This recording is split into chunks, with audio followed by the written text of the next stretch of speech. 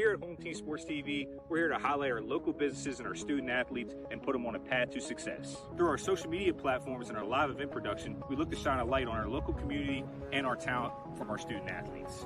Home Team Sports TV is more than a brand, it's a movement. We're combining creativity, innovations, and smart solutions for companies of all sizes. With unmatched dedication and community focus, we're proving that the right exposure can lead to a successful future. And remember, we are Home Team.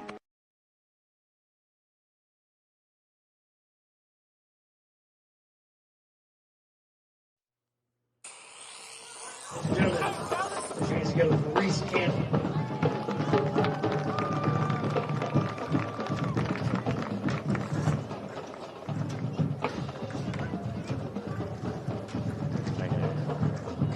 Patterson, escorted by her mother, Heather Patterson, and father, Adam Patterson.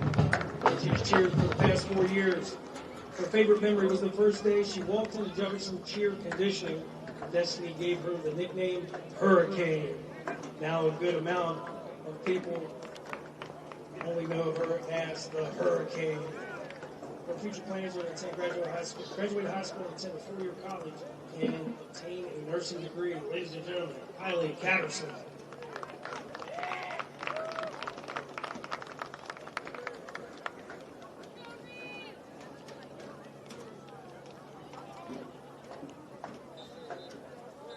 Lucy Gilson.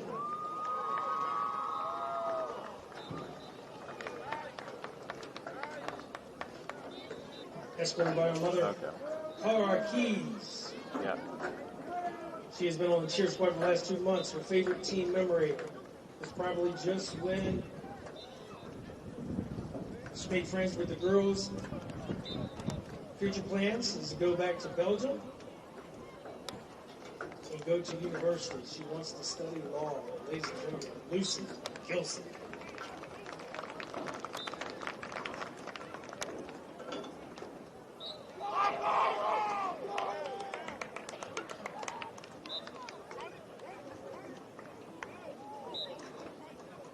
Eva Hoffman, escorted by her mother, Tasha Hoffman, father, Denny Hoffman, brothers, Noah and Evan.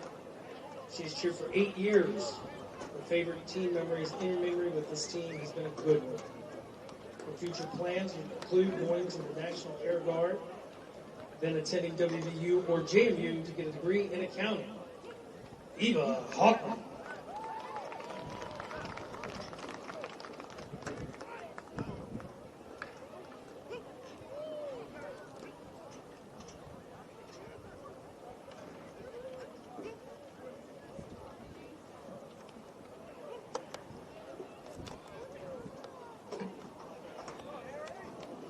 Monica Cohen, escorted by Kiersey and Bernard. She's cheered for the last 7 years. Favorite memory is transferring back to Jefferson and winning EPAC. Future plans to keep the ball in her court, attend a 4-year college and get a degree in business while doing cosmetology full time. Ladies and gentlemen, Monica Cohen.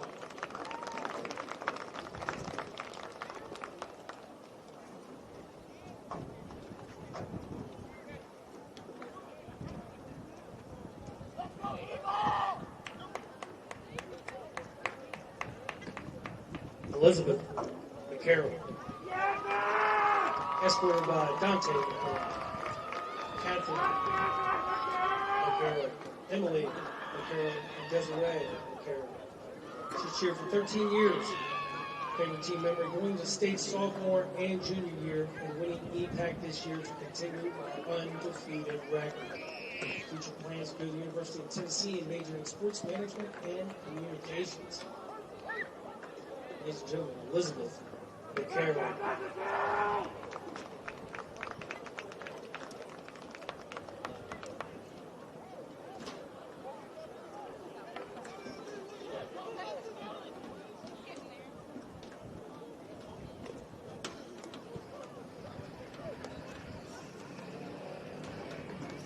Lucia Pezzarini, escorted by her host parents, Shelley and Brett Alford. host sister, Alexandria. She has cheered for 3 months. Her favorite team memory is simply being a part of the cheer team. It's something that I've always dreamed of, and since we don't have this in Italy, it means so much for me. Her future plans, she is planning to go to university or maybe to college in the U.S., but still doesn't know what to study, maybe medicine or economics. Ladies and gentlemen, Lucia Pezzarini.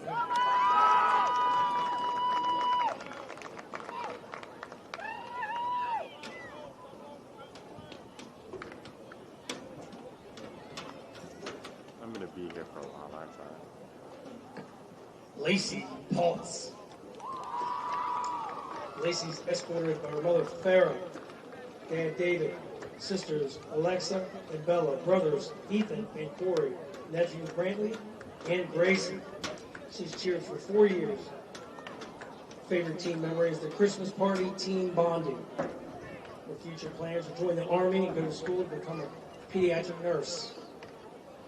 Ladies and gentlemen, Lacey Paulus.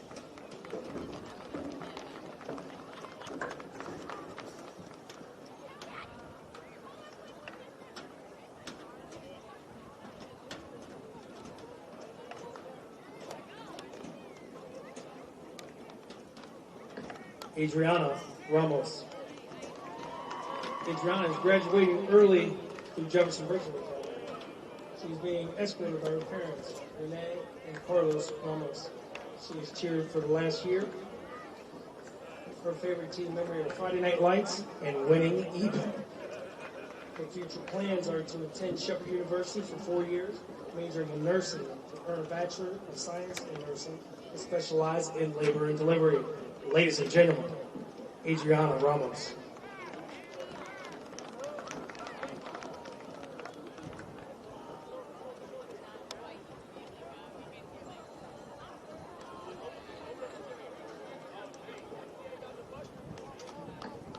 Samantha Rutherford. Samantha's being escorted by her mother, her brother, and her sister. She's cheered for the past 7 years. Her favorite team memory is going to States last year. Future plans are going to either JMU or WVU to study pediatric oncology. Ladies and gentlemen, Samantha Rutherford.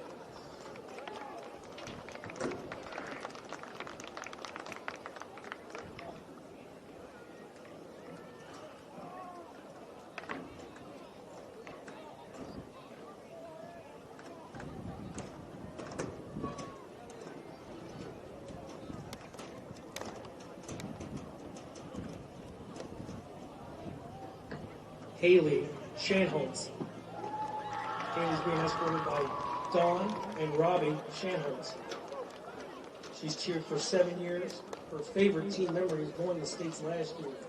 Future plans to attend the University of Alabama and study pre-med. Ladies and gentlemen, Haley Shanholtz.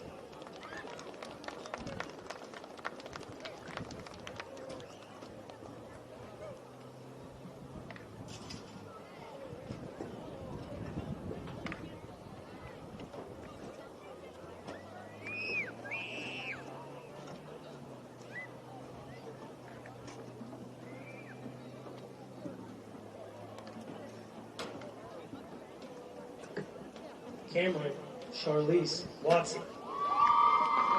Escorted by her parents, Jamie and Shauna Watson. Sister, Bailey Carol Lynch. This is her first year of high school cheer. She previously cheered 5 years. Her favorite memory was the pool party team bonding. Future plans are to become a preschool aide.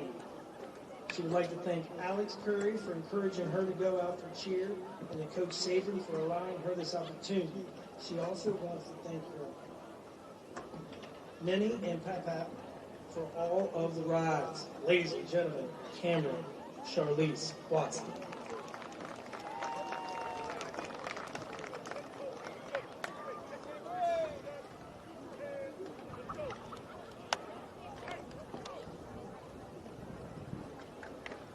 Ladies and gentlemen, put your hands together one more time for all the lovely senior ladies.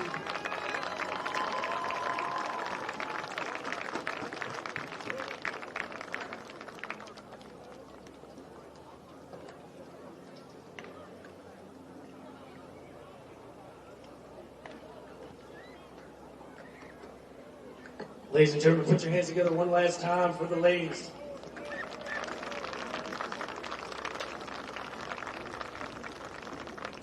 And now, put your hands together for the boys, the varsity football team. Starting off here, Tony Allen Jr., escorted by Monte and Tony, Sister Brooklyn. He's played football for the last 13 years. Favorite team memory is mocking Coach Hunter and then laughing and funning with his teammates. His future plans are to play football and run track in college. Hasn't decided quite where to go yet. Ladies and gentlemen, put your hands together. Tony Allen Jr.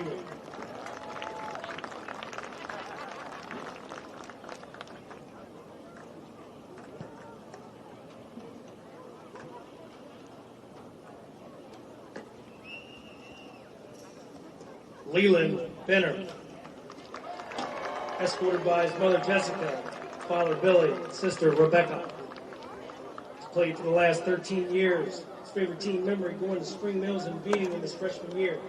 His future plans are to go to college, play football, and study business. Ladies and gentlemen, Leland Benner.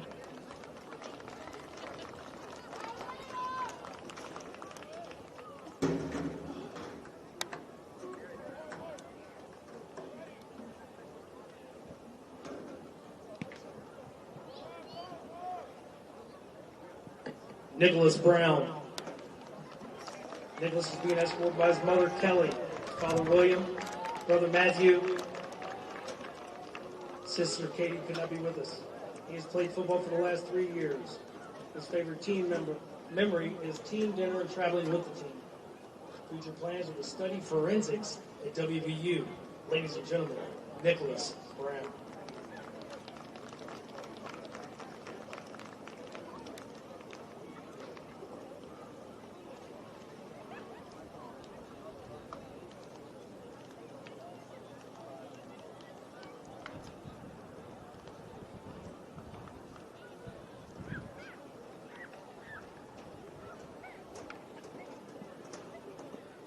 Tykeem Drake Jr. Tykeem is being escorted by his mother Wendy, father Tykeem, sisters Tamira, Taya, Takima, Sila, Maria. He has played football for 10 years. His favorite team memory is getting on Coach Hunter's nerves the entire GW trip, and then proving him wrong and beating the undefeated GW team. Future plans are to play college sports and get a degree in sports medicine and possibly ladies and gentlemen, Tykeem Drake Jr.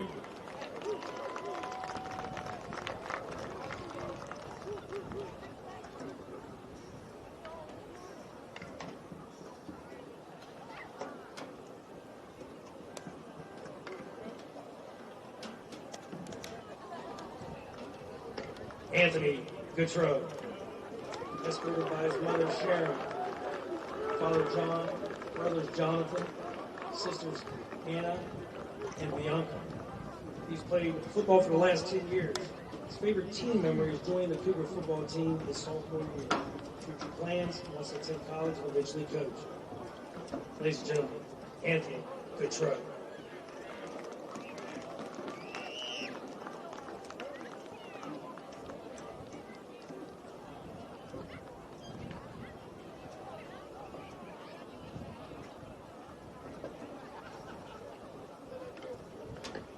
Ricardo Lewis,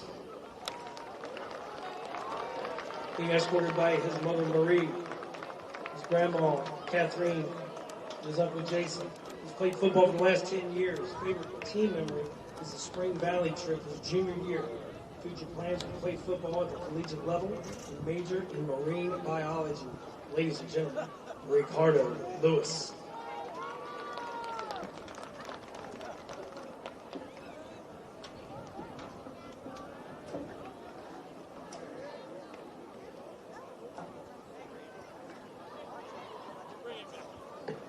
Trayvon Ledbetter, being escorted by his mother Lisa, his father Jerry, sisters Tyresha, Talia, his niece Isabella.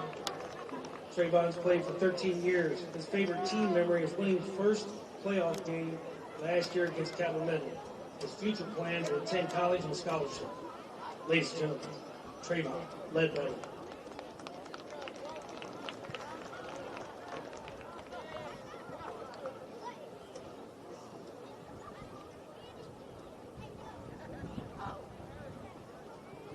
Back there.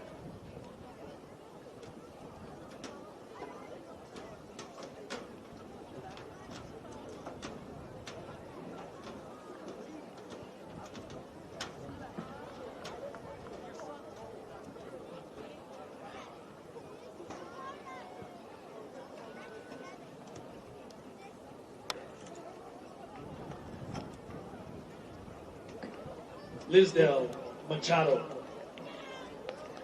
He's being escorted by his mother, Liz Roberts, Dave, his father, Angel Cardona, and cousin, Chaim Alvarez. He's played football for the last 2 years. His favorite team member is George Washington. His future plans to study marine biology. Ladies and gentlemen, put your hands together for Lisdell Machado.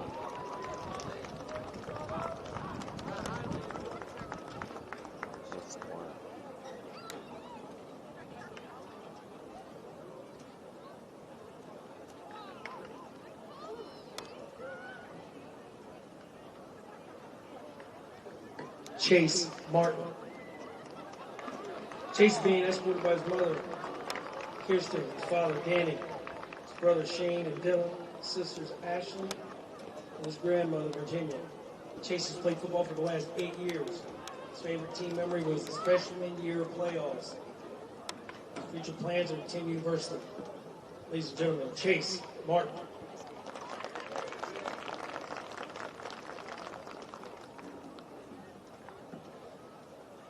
She can get on the field.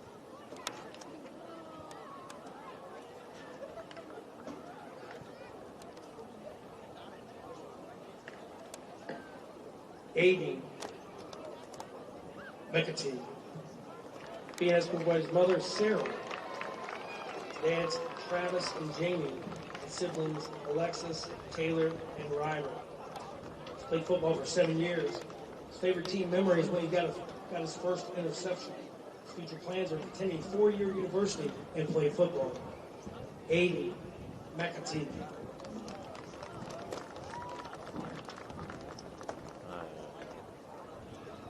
It only gets colder, don't worry.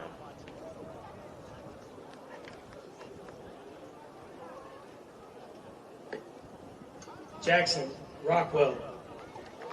Jackson's being escorted by his parents, Mark and Glendy Rockwell, his 2 sisters, Atlanta and Sabrina.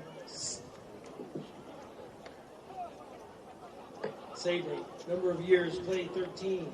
His favorite team member is being selected player of the game 3 times this year in the game against Loudoun County, winning in double overtime. His future plans are to play college football and study business. Ladies and gentlemen, Jackson Rockwell.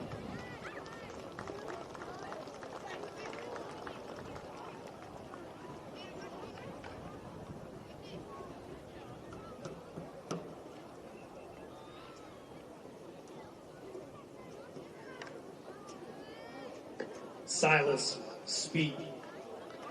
Silas being escorted by his mother, Tara, his dad, George, and brother, Malachi.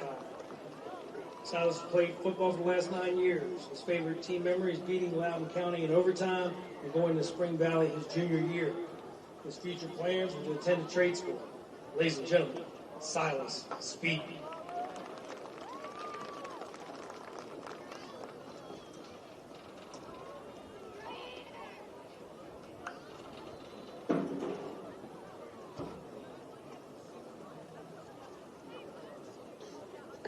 Kip Waldeck.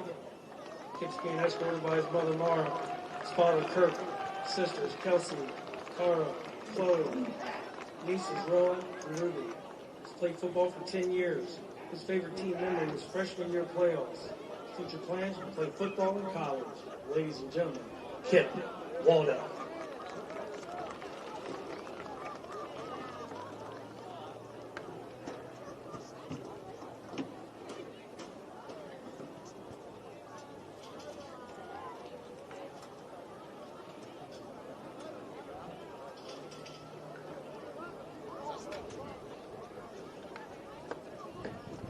Ryan Went. Being escorted by his mother, Stephanie, his father, Joey, his sisters, Kylie, nephew, Casey. He's played football for 13 years. His favorite memory of all time was Tennessee trips for the Battle of the Rocky Top and bringing home the championship. His future plans to go to a 4-year college to study sports management and continue to play football. Ladies and gentlemen, Ryan Went.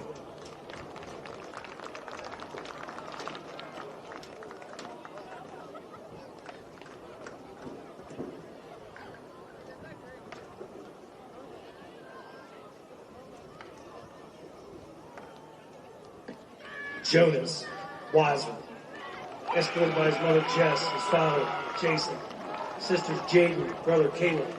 He's played football for 11 years. His favorite team memories are going to Tennessee and winning the Battle of the Rocky Top with all his friends.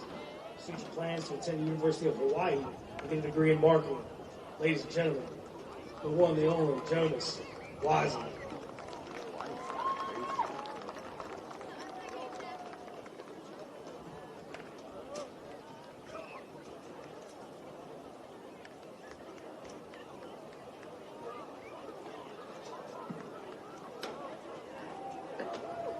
Ladies and gentlemen, put your hands together one more time for all these seniors here at Jefferson High School.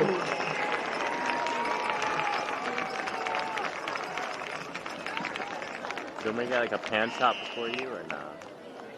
Do we get like a pan shot of all of them?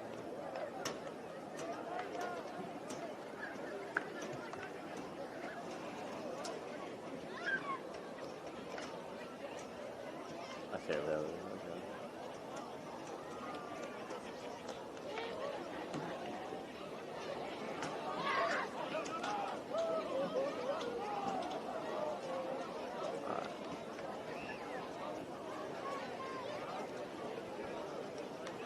And our student athletes and put them on a path to success. Through our social media platforms and our live event production, we look to shine a light on our local community and our talent from our student athletes. Home Team Sports TV is more than a brand, it's a movement. We're combining creativity, innovations, and smart solutions for companies of all sizes. With unmatched dedication and community focus, we're proving that the right exposure can lead to a successful future. And remember, We are Home Team.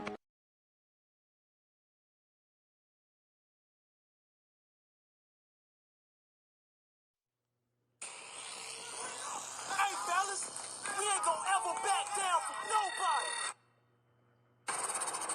I don't care who it is. This is a brotherhood. And if we stand strong together, we can't be denied. If one of us go down, we have another, and another, and another that's ready to fight. So let's hit this field and bang 'em, bang 'em, bang 'em. Somebody light me up.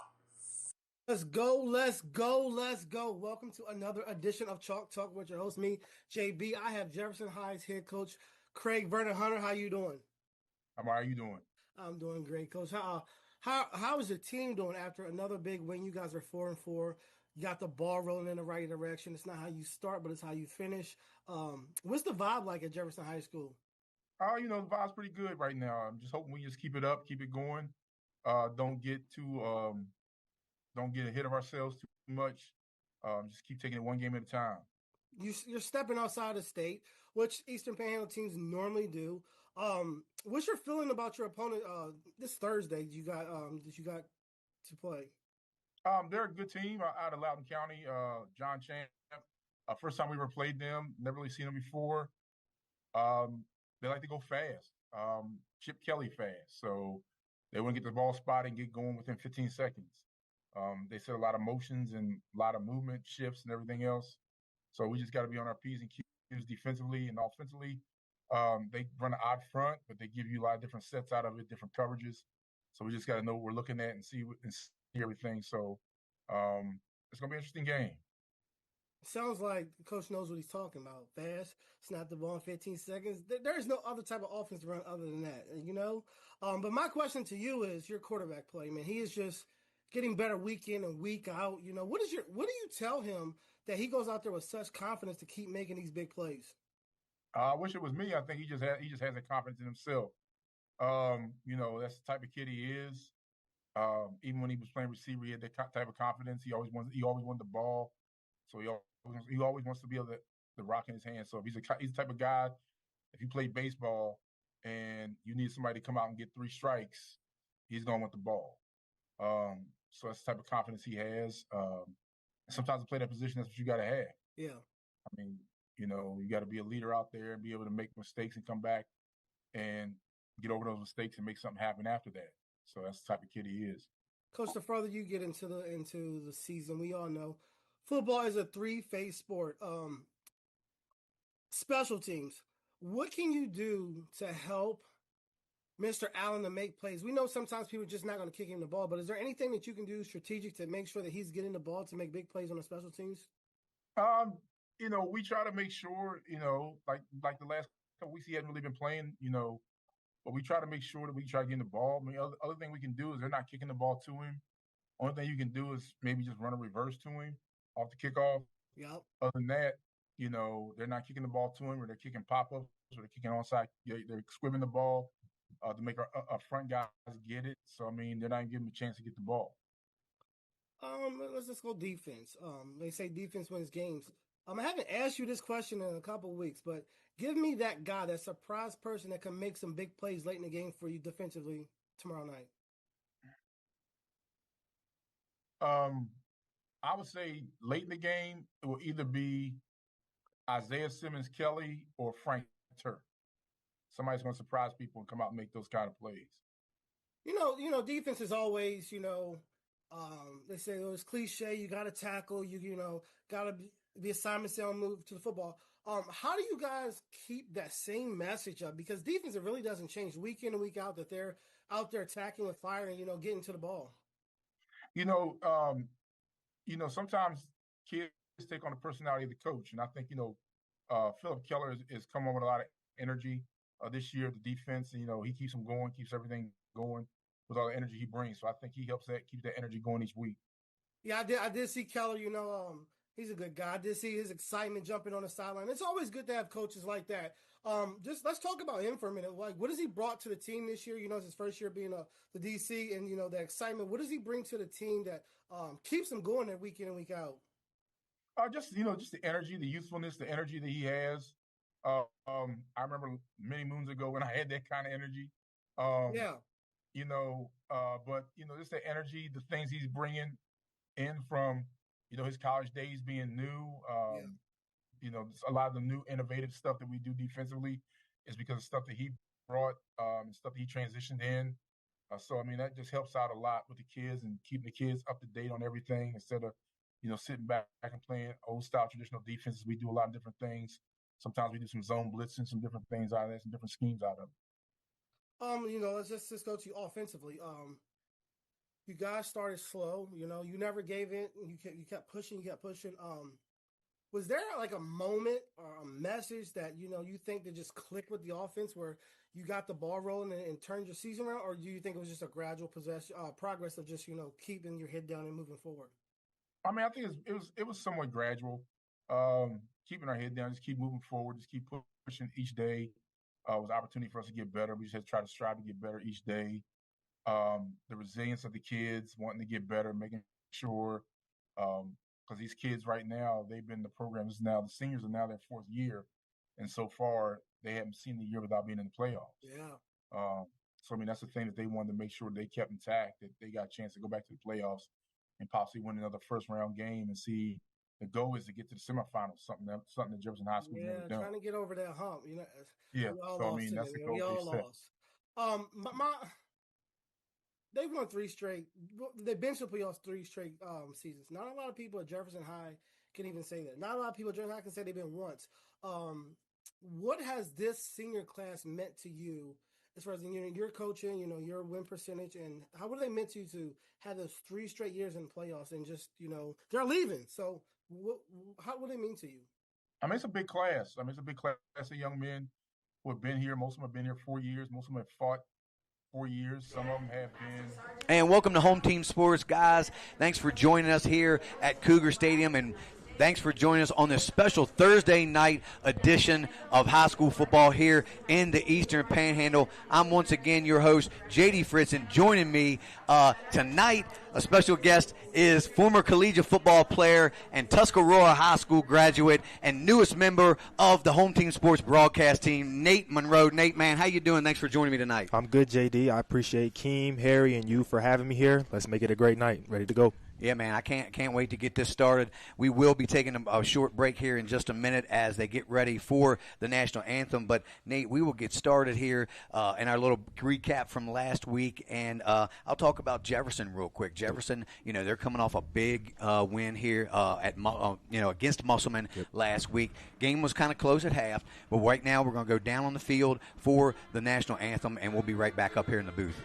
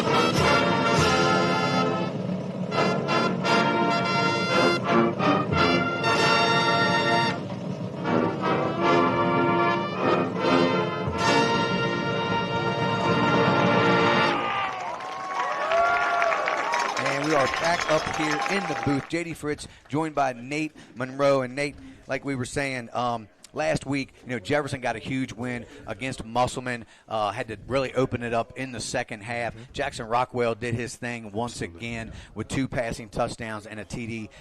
What do you got on the Champ side, or John Champ, as they come in here against the Cougars? How did they fare last week? So we were looking at their stats. It looks like they have about 4 or 5 receivers that are very, very talented and they have the opportunity to score. So personally, I think in the red zone that's going to be big for Jefferson to be able to key on those guys. We saw number 4. He was a big tight end. Let me get the name for him right here. Tyler Kahn, very big guy. We were looking at him, very quick too, about 6'1", 6'2", moves very well. So they have a lot of passing options there. So for Jefferson, they're going to have to make sure that they key in on those guys, get some pressure as well, not allowing him to just be able to move it around, GD. Yeah, and on the Jefferson side, last week they've been doing real well the last few weeks on penalties. Last week they had a bunch of kind of personal fouls, so they're going to have to definitely not shoot themselves in the foot this week with those kind of dumb personal foul penalties. I think they're going to really have to control this clock and win this time of possession. We see, like you talked about, Nate, they've got a really high, powerful offense, and John Champ likes to go tempo. They're not going to let the play clock run down very fast. They're going to get right in, up to the line, get that next play off and go. So Jefferson's going to have to be prepared for that on defense. They've got multiple receivers, as we talked about, to throw to. They have a pretty mobile quarterback that's very capable of throwing the ball down the field as well. Absolutely. So Jefferson's going to have to do a lot of those little things, and I think they're going to really have to win up front, establish the run. We see John Champ isn't primarily a running team. They're throw first, and I think Jefferson probably has a better opportunity to run here against John Champ tonight. So I think it's going to be key for Jefferson to win that battle in the trenches and establish the run first and throw second and see how it works out. We see, Jackson Rockwell's really good with his legs at creating plays out of the pocket. And so if we can see more of that, Jefferson has a really good shot of coming out winning this game tonight. Yes, sir.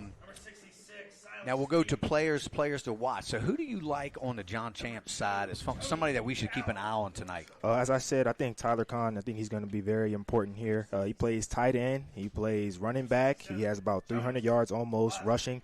He threw for 3 touchdowns as a quarterback, and he has about 350-plus catching the ball. So that is a Mr. Dual Threat guy right there. I love seeing guys that can do it all. It makes it much easier for you to be able to get, those scholarships going forward. So Tyler Kahn, I would look forward to him. And then any of the receivers, really. We have about number 1 and number 2. Cole Fitzgerald is number 2. Luke Gonzalez is number 1. They're going to look to get the ball out. So I think those are going to be the main things. And for Jefferson, I think time of possession is going to be important. making sure that when they do have the ball, they can get it, keep the ball as long as they can, and then end it with a touchdown, JD. Yeah, absolutely. And as far as Jefferson, I mean, how can you go against Jackson Rockwell with the weeks he's had the last couple of weeks? So, again, like I think if Jackson Rockwell can come out here and establish and do what he's been doing the best at the last few weeks, I think Jefferson is going to be, do very well against this game. I mean, he's very good at creating plays on the fly. Absolutely. We kind of were talking on the last couple of broadcasts how he almost kind of plays a backyard style of football. And, sometimes that may not work always in your favor, but they really had a lot of success doing that in the last few weeks, and I think that's what they do best. But we're going to go down on the field right now to the coin toss, and we'll be right back up here in the booth.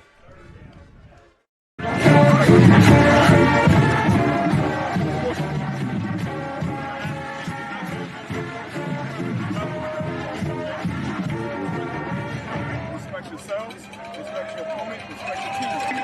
Rule number 3, have fun. Y'all been doing this for a while. Let's see tonight. Have football. All right? That's how we move. Y'all good with that? Yeah. Okay. You guys been a bigger team. You got a pace. And I should say it.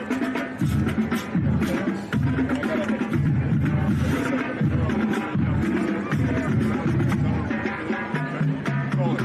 Call it sales.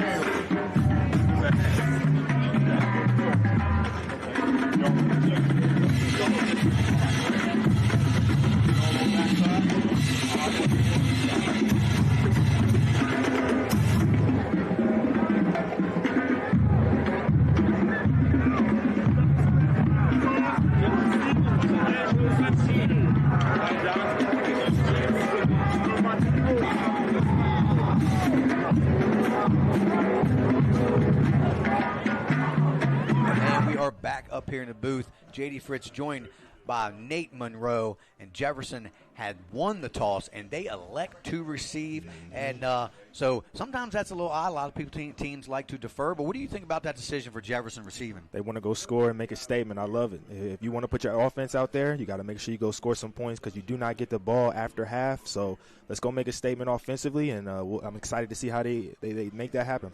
Yeah, I agree. I like they want to get the ball, go score, set the pace, set the tone to this game right now, and I think that's good for Jefferson. You're not sure, on defense what John Champe has coming out, so let John Champe be the ones that kind of have to guess and put their backs against the wall right off the bat. But before we get this opening kickoff, we want to thank our sponsor for tonight's game. We have Norse Hall, owned by Ryan Willingham, the West Virginia Mead and Hot Sauce Company. They are located at 8100 Tuscarora Pike in Martinsburg, and if you'd like to call their schedule an appointment or address anything you have, is 304-901-5449. Against that, again, that's Norse Hall. That is our title sponsor here tonight. We appreciate owner Ryan Willingham for sponsoring this game here between Jefferson and John Champe. We're just moments away here from the kickoff on a nice, cool evening, Nate. It's a perfect football weather. I'm sure you've played in plenty of nice, cool evenings like this over the years, man. Like, it's football weather, man. How did it make you feel, when you suit up for games like this? Personally, I got to stay moving. It gets cold like this, you got to stay moving. And if you're on offense and defense, you love it because you don't have time to think about how cold it is. So on a night, especially on a Thursday, all eyes are on you, Jefferson, John Champe. Everybody's looking and watching. Put on a show. So here we go. A little pooch kick by number 85 for John Champe. Taken there, hit hard. Does make the catch. That's Carson Olerking. Kind of dangerous there to make that catch. I would have called for a fair catch on that one, but Carson decided otherwise, and Jefferson will take over for their first possession of this ball game. I believe they marked it on the 38-yard line. Yep.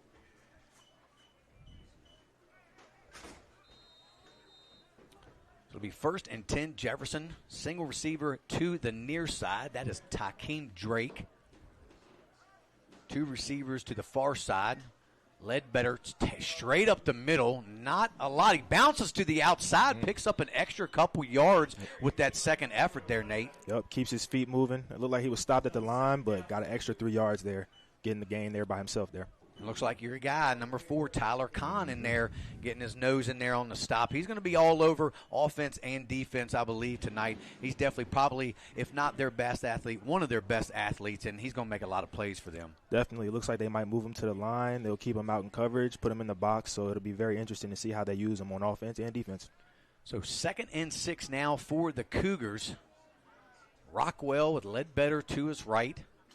Drake here to the single receiver. Straight up the middle goes Ledbetter. He'll pick up maybe another 2 yards on the play to bring up 3rd down. Very, very short 3rd down here, and that's exactly what you want to do. We were talking about time of possession, staying in 3rd and 4, 3rd and 5s. Makes it easier for you to get this 1st down.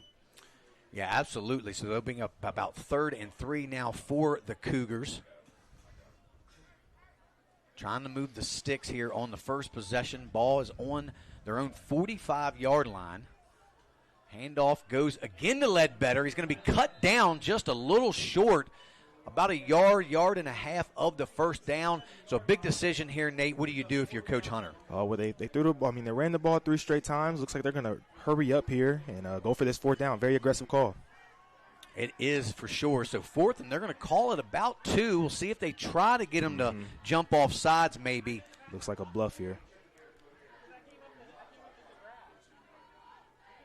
So if they decide to call a timeout and punt, that'd be a big stop for the Knights. We'll see if Jefferson's going to run a play here. They do run a play. Handoff goes to Ledbetter. He breaks a tackle at the line of scrimmage. Does pick up enough for the Cougars' 1st down. So like you said, Nate, gutsy call, but it worked out well. Yes, it did. They are making a statement here on the ground game. That is 4 straight runs, getting a 1st down. They want to make it clear that we are going to run the ball and win in the trenches. Yeah, and we talked about that there in the pregame. You win that game, you win that battle up front, establish this run, and that should open up the pass when you need to do that. Absolutely, especially for a young quarterback. Open up some play action for him. So 2 receivers here to the near side. Ball at midfield. Rockwell in the gun, Ledbetter to right. Sorry. Looks like they're manned up across the board here. Going to be roll out here to the near side. Rockwell's looking for a man downfield. Picks it off. Ill-advised throw there. Man, Carson Olerking and Rockwell just weren't on the same page. A really early costly turnover, Nate, for the Cougars. Yep, I don't think he saw number 8 sitting. I think he thought he was going to continue to run over top. He undercut it, and he was under duress, but that's one of those you just want to throw it away or take what they give you. And unfortunately, it turns into a pick for him. Yeah, only Rockwell's 2nd interception on the season, and his 1st one actually was last week against the Applemen. So already here, the Knights take over from their own 41-yard line. So we'll see what they've got here on offense as they'll start in a little pistol formation as they motion out of that. There's that wildcat you were talking about, JD. Yep, Tyler Kahn in the backfield. 3 receivers to the near side. A man in motion. Kahn's going to take it straight up the middle. Picks up maybe 2 yards on the play. Good defense there by the Cougars. Yep, they're getting the ball to Kahn very early. We talked about him. JD had mentioned that he does a lot of wildcat. He also throws the ball as he comes up limping a little bit here. Don't want to see that for John Champe. Yeah, we already saw them lose 1 lineman there earlier in pregame. Not sure what happened there. Little screen there, play right to the middle. Number 1, that's Gonzalez. He's got a little room outside, or inside the 50, rather. Picks up a big 1st down there for the Knights. Yep, they do a little tunnel screen on the short side. Sometimes that's a little sketchy because the shorter side, the less space, but it works out there with the corner playing deep in cover 3. Yeah, and you see Gonzalez. He's very quick in and out of his breaks there. So Cougars going to have to keep an eye on him as they go 2 receivers to each side in a tight formation here. Quarterback going to roll out. That's number 10, Dominic Plush. Nobody to throw to. He's going to have to just tuck it and run it, and he doesn't get anything there. Probably back to the line of scrimmage, bring up 2nd down. Yep, great coverage right there. They sat under all the outside. I think there was a deep corner and then an out, and they were sitting right under. A good decision there by the quarterback, though, not to make it worse. Yeah, so good defense there by the Cougars. It's going to be a lot of motion here in the backfield as the Knights move a lot of guys around. It's going to be number 15, I believe that's Rogstad, right up the middle. Cole Rogstad on the carry. He'll pick up about 3 yards to bring up 3rd and 7. Yep. 3rd and long here. This will be huge for the Cougars to get off the field after giving up an interception on that first drive.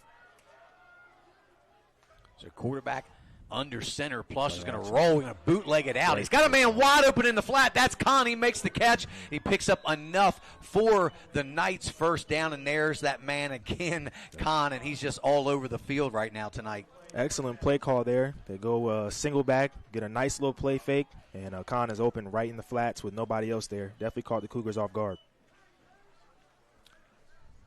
So they definitely do a lot of things, a lot of mixed things going on in the backfield, a lot of motion. You saw the bootleg action there as they send a man in motion. That's number 2, Cole Fitzgerald. They set up another little screen there to Rogstad. Cut down there for about a yard loss. Let's see, it looks like number 6, Jaheen Gidney on the tackle. So good D there on Rogstad as he gained maybe, I guess they're going to give him. Well, no, they did. He did lose a yard on the play to bring up 2nd and 11. Yeah, they tried to hit him with some misdirection, but Braylon and Ja were there and then made a big play right there, making it 2nd and 11. They always like to run a little tempo. As Con in motion here to the near side. Plush rolling out to the near side. He throws it out to Con. Nobody's on him. He makes the catch down the sideline, knocked out of bounds at the 26-yard line. So another big 3rd down coming up for the Knights. As you see, there is so much you have to worry about with this offense. They finally got the quarterback out of the pocket, almost got to him, and he throws a little swing pass to Con. So the Cougars are going to have to find a way to be on every single person that is a threat and find a way to get these stops. So a little 3-formation receiver set here to the near side. Plush is looking. He's got a man wide open. That's Lucas Gonzalez for the Knights touchdown. And just like that, Nate, the Knights are on the board. They do a little swing motion. They get the flat defender to come down, and then the corner has to pick whether he defends the seam or he defends the outside receiver. He picked the seam and left number 1 open there for a touchdown. Great play by John Champe. Yeah, and that's something we definitely talked about is how well this Cougars secondary was going to be able to defend this passing game. And look at that little formation as they're going to get some motion there. Kind of an odd formation there on the extra point. So I believe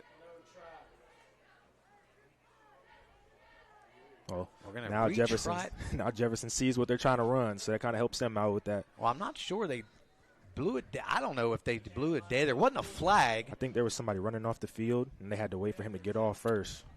So now it looks like they'll kick the traditional extra point. So on the kick, the extra point is number 38, Justin Kwan, just a sophomore. The snap, the hold. Kwan gets it away, and the kick is up and good. And with 6:46 left to go, your score, the John Champe Knights 7 and the Jefferson Cougars 0. We're going to take our first commercial break and hear a word from our sponsors. You're watching Home Team Sports TV. Hey, I'm Jeremiah. And I'm Braden, and we are Brothers Bin Blasting, your bin blasting all-stars. A unique sanitizing service begins right after your local trash collection. With a scheduled pickup time and location, we arrive promptly to clean your bins on the spot. Our advanced 360-degree cleaning heads and pressurized water heated to over 200 degrees ensures a powerful blast blasting away 99% of all germs and bacteria. Visit our website at brosbinblasting.com and use code GETBLASTED to receive 50% off your first cleaning. And welcome back to Home Team Sports TV. J.D. Fritz along with Nate Monroe. And we just watched John Champe put an early score on the board to take a 7-0 lead over the Jefferson Cougars. And once again, we'd like to thank our title game sponsor, Norris Hall, owned by Ryan Willingham, as another pooch kick. And Carson will call for the fair catch there at the 28-yard line. The Cougars will take over with their second possession. We'll see what they can do. They were moving the ball well, running the football, but the first throw of the game kind of just wasn't on the same page. And like you said, probably should have just thrown that one away. Did cost the Cougars, and the Knights were able to turn that into 7 points. Yep, and that's huge. They wanted the ball first. They got things moving, and to throw that interception, it kind of puts them back here. So they got to pick up the urgency and understand the situation. And Rockwell just has to put that in the back of his mind and come out here and put a drive together, JD. Yeah, and they were moving the ball, so I think this could be, we could see a lot of offensive firepower here. If Jefferson doesn't throw that interception, they may, march right down the field and put points on first. Absolutely. So two receivers here to the near side of the formation. Rockwell's going to take it himself straight up the middle, picks up a couple on the play out to about the 30-yard line and bring up 2nd and 8. Khan is playing kind of in between the lineman and the receiver. I would kind of love for Jefferson to attack that RPO there with all that space. Get their guys into space there and see what they can do. Yeah, good point, Nate. They would want to, kind of run away from Khan. Khan's going to make a lot of plays. So Rockwell in the gun. There it is. Go to him. There it is. Swing it out here to Machado. He has a little bit of a block, but not much there. Akeem Drake, as they played that well and got out there in a hurry. There is going to be a flag, and they might get Drake for holding here. We'll wait and see. Yep.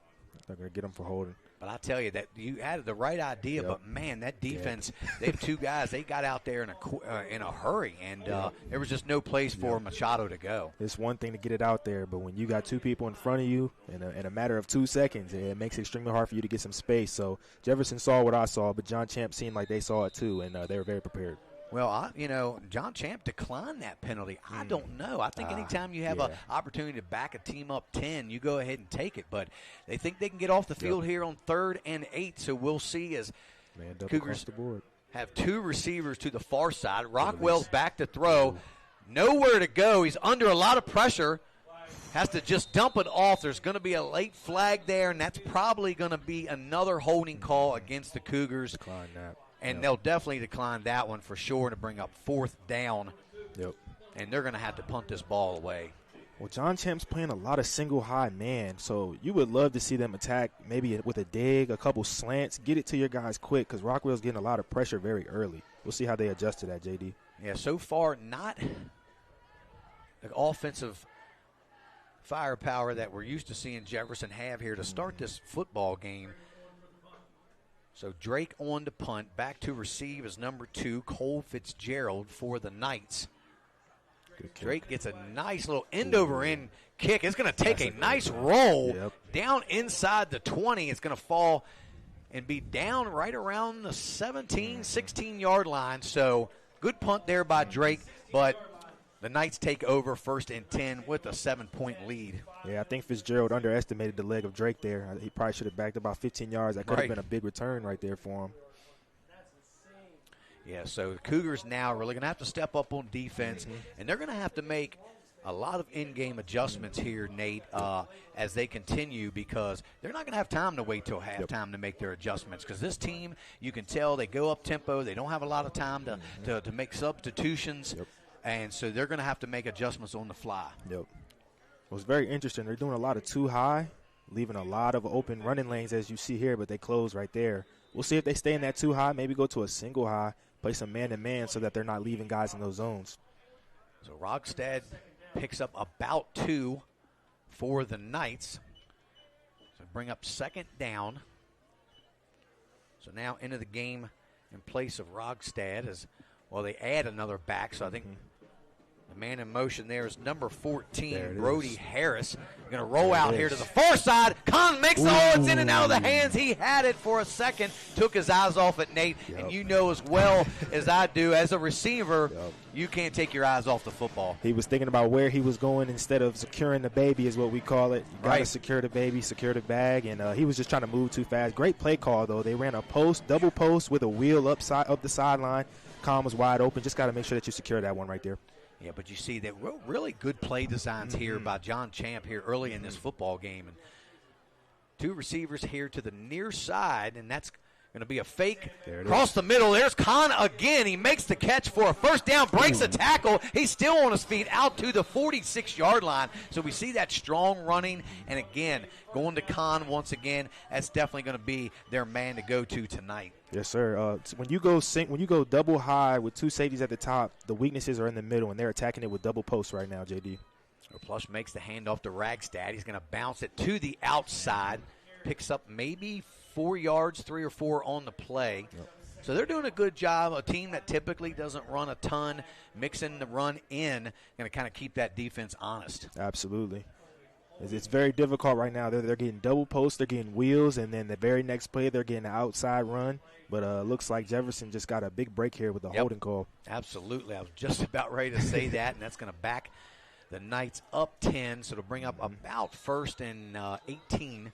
Because in high school it's from the spot. So And like I said, every single play so far, they've been in a 2 high, and we've seen double posts about 4 or 5 times, JD. So we're going to see what adjustments are made by Jefferson here as they go empty. So 3 receivers here to the near side. Plush is going to roll to the far side, looking for Khan again, and he's open and makes the catch and picks up about 10 yards on the play. They're going to actually give him a little bit more than that. I think they gave him 12 or 13 on the play to bring up about 3rd and 7. John Champe is doing a very good job of they're attacking deep, and they're also attacking intermediate, and then they got a little out route with a corner route. There's so much for Jefferson to guard right now. It's making it very difficult. Yeah, and right now they just are kind of confused on defense. They're not sure where they're going. Plush, again, little middle screen there, bubble screen, and there goes Lucas Gonzalez, and he's down inside the 25 to about the 22. But like you said, Nate, a flag on the play, and most likely that one's coming back for a hold. They're calling it a false start. It probably is more of a hold or a block in the back maybe. And honestly, great call there from John Champe. The Cougars sent a lot of pressure. They sent about 6 people, and you got a tunnel screen, leaving about 5 guys in the back end. Great call there. Just got to hold your water there from the receivers. Yeah, but you just see the execution from the Knights. They do a very good job of play design and executing that play, and so far the Cougars really haven't had an answer so far on defense. They're doing a lot of moving on the defensive side here, trying to confuse them. So Plush with a hard count on empty set here in the backfield with 2 receivers to each side of the formation. Trying to get the Cougars to jump. 2nd and 12. Plush back to throw. He's under a lot of pressure there. He gets away from it, though. Plush just throws it into the ground looking for Gonzalez here, but good way to avoid that rush. The Cougars thought they had him, but Plush was able to get away from that pressure. And now we have another flag, so we'll have to wait and see what this one's going to be. I believe intentional grounding. But there was a man in front of him, though, so that's a tough call. There was a guy right in front of him. Yeah, and if you're Plush, you probably could have made a little bit more of an effort to make that not look so obvious as intentional grounding. Either threw it over the head of your receiver or threw it maybe closer to his feet to where only maybe he could catch the football. They're waving it off. Yeah. That's a good call. Yeah, there was a receiver in the area. Frank Turk did it. He's been off the edge a couple times. He's really close to a sack. They're going to continue to send him, and he just has to make sure he gets home. That's a big play for the Cougars that they missed right there. Yeah, so 3rd and 12. Jefferson needs to get off the field here if they can get a stop here on 3rd down.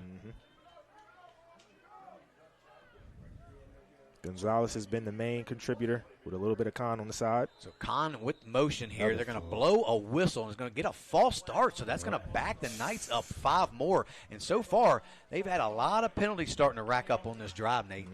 And if you're John Champe, that's the last thing you want to do. You were executing very well. The second that you bring a lot of penalties, momentum can shift just like that in the blink of an eye. So you don't want to see this too much if you're John Champe. Yeah, and that's usually one of my keys of the game for either team. You just can't shoot yourself in the foot and have a lot of penalties because, as you've seen, they're drive killers. So you had something going, and now you're at a 3rd and 17 here. Ball on your own 39-yard line. Plush is back to throw. He's under pressure, dumps it off there, breaks a tackle. That's number 2, Cole Fitzgerald. He's well short of the 1st down. So wait and see how confident the Knights are. And it looks like they're going to bring this punting unit in. Yeah, they got no choice here. They were driving a little bit. They had about 3 penalties in a row. You don't want to make one thing worse, so go ahead and punt it back and trust in your defense. They've gotten 2 straight 3-and-outs here. Right, and that's a good call. And Jefferson lucked out with a couple penalties, but also had played defense very well that time. So maybe they're starting to adjust to a few things. It's a nice spiraling punt. A fair catch caught there. I believe that's Takeem Drake there, about the 21-yard line. So the Cougars will take over there. And while we have a minute, I'd like to thank our home team sports sponsors. That's Catro Law, Ameritech Tire and Auto, Rosedale Funeral Home and Cemetery, ERA Liberty Realty, call Cheryl Yates, Benchwarmer Sports Bar and Grill, Cookies and Milk Daycare, True Performance Fitness, Brothers Bend Blasting, and VFW Post 3522. And once again, we'd like to thank our title game sponsor, Norse Hall, and owner Ryan Willingham. or the West Virginia Meat and Hot Sauce Company, located at 8100 Tuscarora Pike in Martinsburg. We appreciate you, Ryan, sponsoring this game tonight, as the Cougars have a first down from their own 21-yard line. Rockwell back to throw. He's going to have to swing it here to Machado. Machado's trying to make a move. Good defense there by the Knights. And Machado, we're going to lose a couple, and another flag comes flying in. I think it's going to be unsportsmanlike there. Now we'll see if Jefferson gets another break here. As the Knights just start seeming like they're going to lose a little bit of composure here. You know, like you said, face Nate, mask. They've had face mask. Okay. They're going to call face mask. Yep. But again, you know, these penalties, I think that's probably at least the third, if not fourth penalty here in the last, you know, couple of minutes on the Knights. And they just can't afford. Jefferson's still too good of a football team. You can't give up extra yards there on defense. And if I'm Jefferson, with everything that's been going on, the penalties, get back to that run game. You want to take some time off of the clock. You've seen how fast John Champe can score. Get back to that run game and win in the trenches. So 1st and 10. Rockwell in the gun. He's back to throw again. He's looking for his man. He's going deep to Takeem Drake over the shoulder. Yep, and they do call. Yep. You called it, Nate. A little holding there on Takeem Drake, as Drake had a step, couldn't quite get there, but obviously the hold is going to give him another big first down here, and the Cougars will take that. I love that call. They did a little, I think it was a curl and go there. Like I said, they've been playing man-to-man this entire game. 2 safeties high. They've been playing man-to-man on the slots. So if they're going to continue to be aggressive with the man-to-man, you got to make sure that you got the receivers they're attacking. They definitely do over here on this Jefferson court. Yeah, and I love it, too, because we talked like in the last few weeks when Drew's been on the cast with us. You know, I like taking that shot deep on first down. You know, I'd like to see them take that shot with Ricardo. He's a big, tall receiver that can stretch the field. Yes. You know, so maybe they'll hopefully start getting – but I think they might be playing that safety over top of him as well. Yep. And they're going to get an offsides. John Champe just looks like they're almost falling apart. You don't want to – you're up 7. You don't want to just give Jefferson, you know, all this field position and make it easy for them. Seems like they're taking it for granted a little bit, getting a little bit out of their zone here, getting too confident. You still want to stick to your game plan that you had set in the beginning of this game. And we'll see if Jefferson can take advantage of it. This is a great time to score and take that momentum back that they had in the beginning of the game. So 1st and 5. 2 receivers to each side. Ledbetter in the backfield. Ledbetter will take the handoff. The blitz comes. Yep. Good pursuit there. Yep. That's number 14, Brody Harris, in on the stop for the Knights. Yep. They had that pulling linebacker, and that linebacker read it. Went right off of his hip. Running back had nowhere to go there. That's Trayvon trying to get somewhere, but can't get very much when you're getting hit right before you touch the line of scrimmage, JD. Yeah, you're right about that, Nate, and kudos to that defense doing their homework on this Cougars running game. You know, if they stop the run, you know, they're going to force Jefferson to have to try to throw this football. Absolutely. So they're going to give Ledbetter a loss of 1 on the play to bring up 2nd and 6 now. As Benner will go in motion. They hand it again to Ledbetter. He finds a little bit of room, and he squirts through for about 5 yards. So it's going to bring up 3rd and a yard now here, Nate. Absolutely. Like I said, you want to get back to that run game. Ledbetter is making a lot of missed tackles happen, and is keeping his feet moving. Continue to feed him if you can. Now they're going to go a little tempo. Hand it to Ledbetter again. He's got the first down. He picks his way down inside the 30.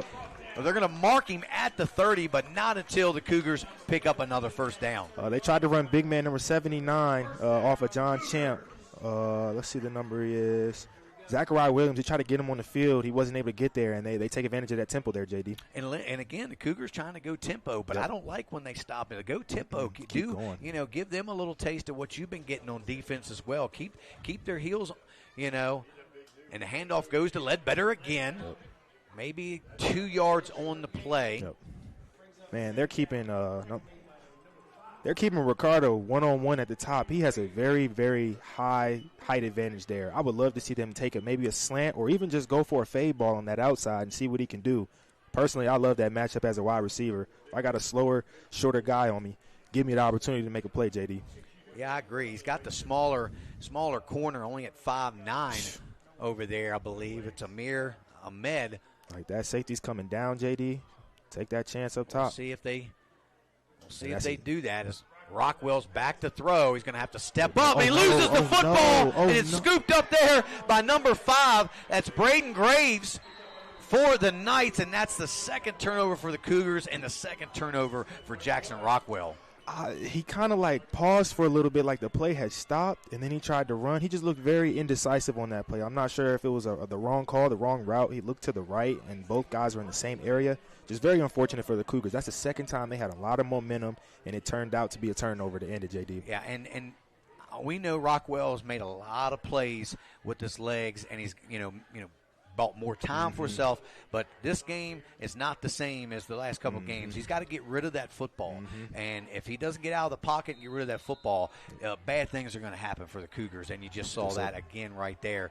Is now the Knights are in business. Ball's on the 46-yard line of the Cougars. A little jet sweep. They're going to pitch it back to Kahn, and he's got some room over there. He can throw the football, but it's going to fall a little bit short of the receiver, Kim. So you see the Knights, they really like to do a lot of different things behind the line of scrimmage, but they're going to be backed up once again. I don't know, that might be how many consecutive penalties on offense have they had going back to the last possession. That's about 4 or 5 right there. They tried to do a reverse swing pass there, and it almost worked. Quarterback threw a little block there. He probably could have let him go, but that's a big stop, a big break for the Cougars, I should say.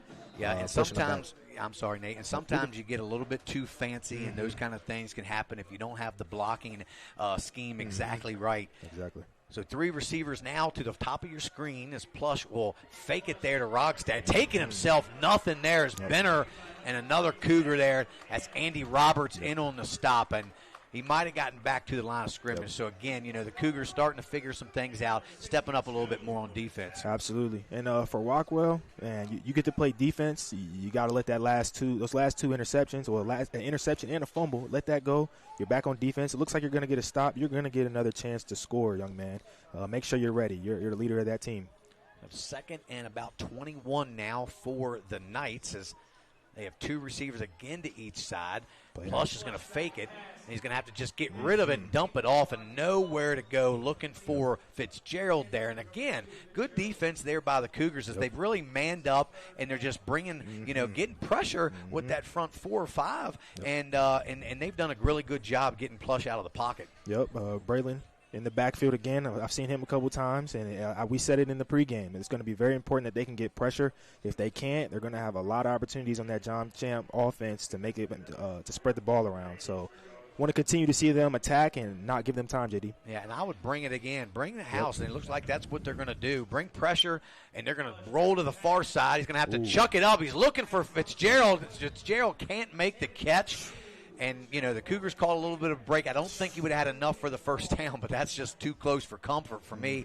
And it's going to bring up 4th, and they're going to have to punt it away again. I love the adjustment that's been made from Jefferson. As you said, they're bringing pressure. When you have a team that has this many options, you cannot sit back in zone. They're just going to dissect you, so you got to send some pressure, and they've sent pressure almost every play here, JD. So with 3 seconds here left to go in the first quarter, should be the last play of the quarter. We got Takeem Drake and Rockwell back to receive the punt. The punter takes a lot of time. And see, I feel like you got to come up and receive that punt there, Nate. Yes. You can't give up 15 extra yards on the roll. You had 2 guys back there to receive the punt. One of them has to make that catch. But that's going to do it for our first quarter here at Cougar Stadium, where the John Champ Knights have a 7-0 lead over the Jefferson Cougars. And we're going to take a quick commercial break and hear a word from our sponsors. You're watching Home Team Sports TV.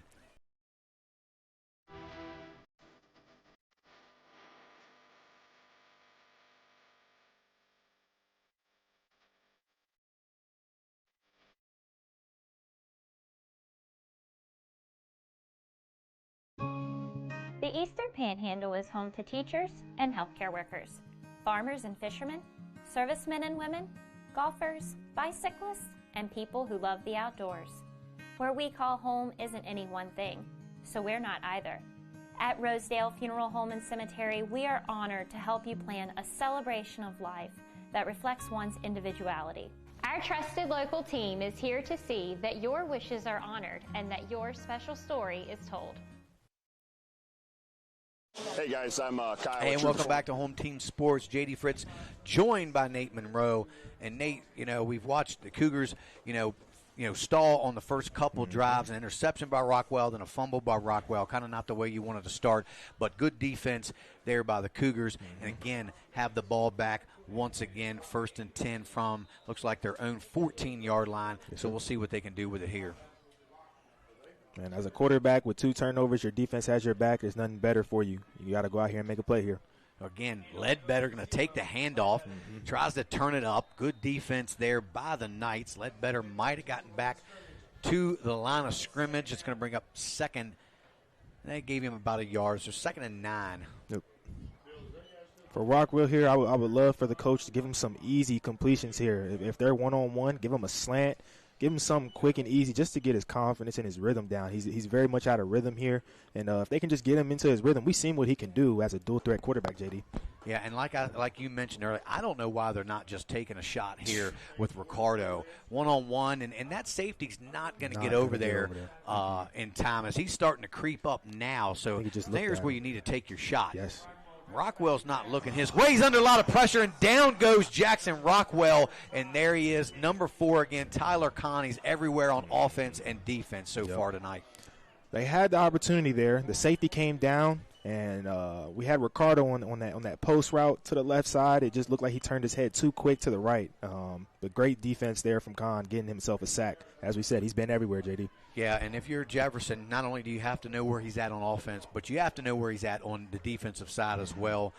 In that time, they just were kind of unaware, lost track, and good play there by Con. Yes, sir. And that brings up third down now and about 14 for the Cougars. So a little tighter coverage here on this near side. Looks like a cover 2 shell on them. Rockwell back to throw. He's looking across the middle, out in front of Carson Olerking. Wasn't completely open. Might have had half a step on the defender, but brings up 4th down. The Cougars have to punt. Honestly, not a bad call there from Jefferson. They ran double post. Ricardo won on it. He decided to go with the slot receiver who was also open, but just got to be accurate on that pass there, JD. Right, yeah. It's a tight window, but you got to try to make the throw, at least give your receiver a chance. Right now, he's just very out of rhythm. Rockwell's just very out of rhythm, and as a quarterback, your rhythm is everything. If you start out slow and you can't get back into it, it's very hard to get back into it besides just making a couple completions. So we'll see how he fares off in the rest of this game. Takeem Drake on the punt.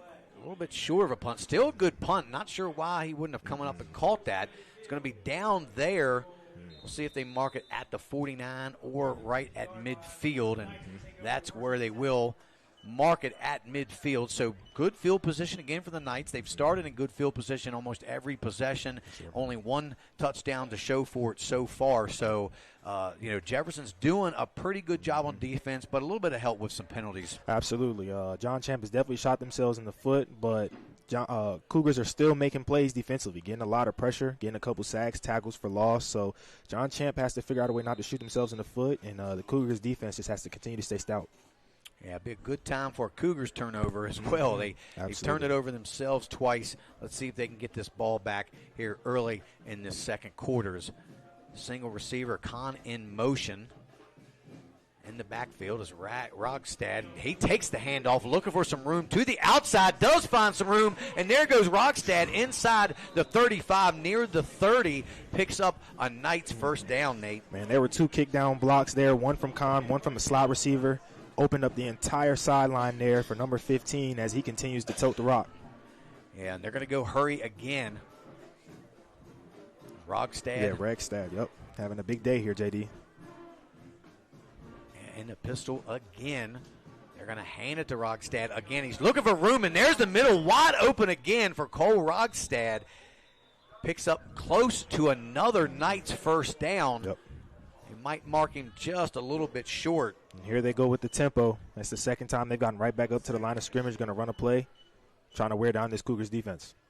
Again, they found something to work, a little play action. He's going to throw off the back of his foot, and we've seen Plush do that a couple times when he's under pressure, so he's going to have to be careful doing that, throwing those balls up like that. But that time he threw it out of bounds, bring up third and very short.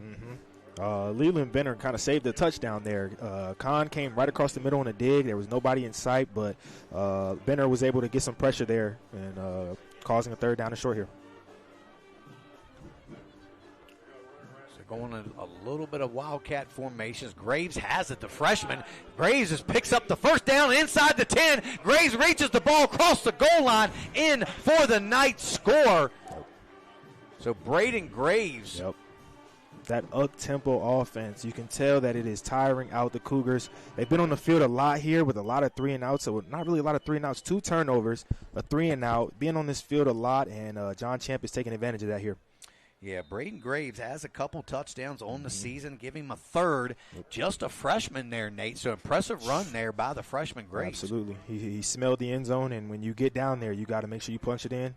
As they run odd, awkward thing wide open that's Rogstad, and that's just such an unorthodox conversion, but it worked out well for the Knights for the 2-point conversion to take a 15-0 lead. Seen a lot of football. I don't think I've ever seen that play, and it was executed perfectly. Yeah, we saw them try to run something similar down here, and I think they didn't have the extra man and got him on late, and they ended up kicking the extra point. But the Cougars are going to have to figure that out. I don't know if that's something they didn't see that on film, because I've never seen it. I've seen that. I've seen, what we used to call the muddle huddle kind of thing, but that was a little different, where they pitched it back and rolled the guy out and found the receiver in the corner of the end zone. But while I have another minute, I'd like to also thank our HTS sponsors for this year: Catro Law, Ameritech Tire and Auto, Rosedale Funeral Home and Cemetery, ERA Liberty Realty, call Cheryl Yates, Benchwarmer Sports Bar and Grill, Cookies and Milk Daycare,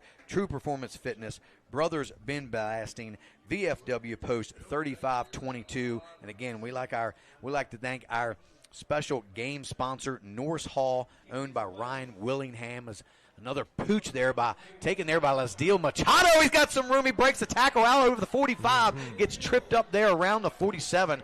So risky play to even receive that and not call it a fair catch, but it worked out well for Machado and the Cougars. Absolutely. Machado trying to give them a little spark here on offense, and no better way to do it than on a kick return. We'll see what Rockwell and this offense can do here, JD. Yeah, I like Machado, little but mighty. We see him make plays, scored his first touchdown of the season last week against Musselman, and, making plays, trying to make plays here for the Cougars again tonight in place of, Tony Allen missing his third game tonight. The Cougars with 3 receivers here to the near side as Ricardo Lewis. Got to get him a catch here. Closest to us. Got to get him a catch Handoff here. Goes to Ledbetter again, straight up the middle, picks up about 4. So a good gain there by Trayvon Ledbetter on first down. Yeah, he just continues to fall forward. I mean, even when he's hit by 2 or 3 people, he's continuing to fall forward. Continue to feed him, but I would love to see some play action off of that as much as they are running the ball, JD. And it looks like the Knights have a man down, so that's big man. Got to call a officials timeout to tend to the injured player. And while a man is down, we are going to take a commercial break and hear a word from our sponsors. You're watching Home Team Sports TV. Performance Fitness, I'm one of the owners here. True Performance Fitness as a whole, we brought this gym to the area and we wanted to bring every walk of fitness in one building.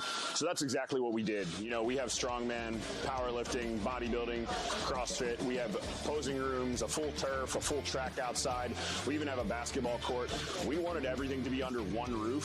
So that's just kind of the thing that we did. We also went out and we made sure that we got top of the line equipment. We also make sure that all the pads and everything are getting replaced and all the machines are being taken care of properly. That's just something we strive to do for this community. We also like to give back to the community with donations, fundraisers, and other stuff for like kids and the families around. So that's just kind of who we are as a gym, and we're looking forward to seeing you guys. And we are back up in the booth, guys. Welcome to Home Team Sports TV. JD Fritz, joined by Nate Monroe. Nate, what's your your assessment so far of the first half here, in quarter and a half? I think John Champe is taking advantage of the big shots that they have, even though that they have shot themselves in the foot quite a lot here. The Cougars' defense has been very stout, getting a lot of 3-and-outs when the penalties have happened. Right. But with 2 turnovers from Rockwell, they have not been able to take advantage of the possessions that they have had. I think they're in a good position here, only down 15 with everything that's happened. And if they can get a touchdown here, that could give them some momentum, JD. Yeah, they've had the ball a couple times in the Knights' territory, just haven't been able to capitalize. They, have turned it over a couple times, as you mentioned, and that's pretty much, the outcome so far, the 15-0 each time. The Knights have turned those turnovers into points, and but like you said, the Knights have, they couldn't possibly be up more had they not, had some penalties the last couple possessions they've had. But so we'll see if the Cougars can finally get something going, put some points on the board as they have the ball 2nd and 5 now from the Knights' 46-yard line. Absolutely. John Champe has been in too high all day, and Cougars have not been able to take advantage of that as they run the ball here. Just straight up the middle again, and just nothing new in there for Ledbetter as he's kind of necktied there and taken down. So back to the line of scrimmage, 3rd and 5 now, and I'm ready for Rockwell to pull that back. He kind of just nonchalantly handed it off. It's time to pull that and take off with it. And, I don't know if Cougars have it in their arsenal, in their offense, but I like a guy to the side, to the left, and you pull that back, and then you run the option to this side.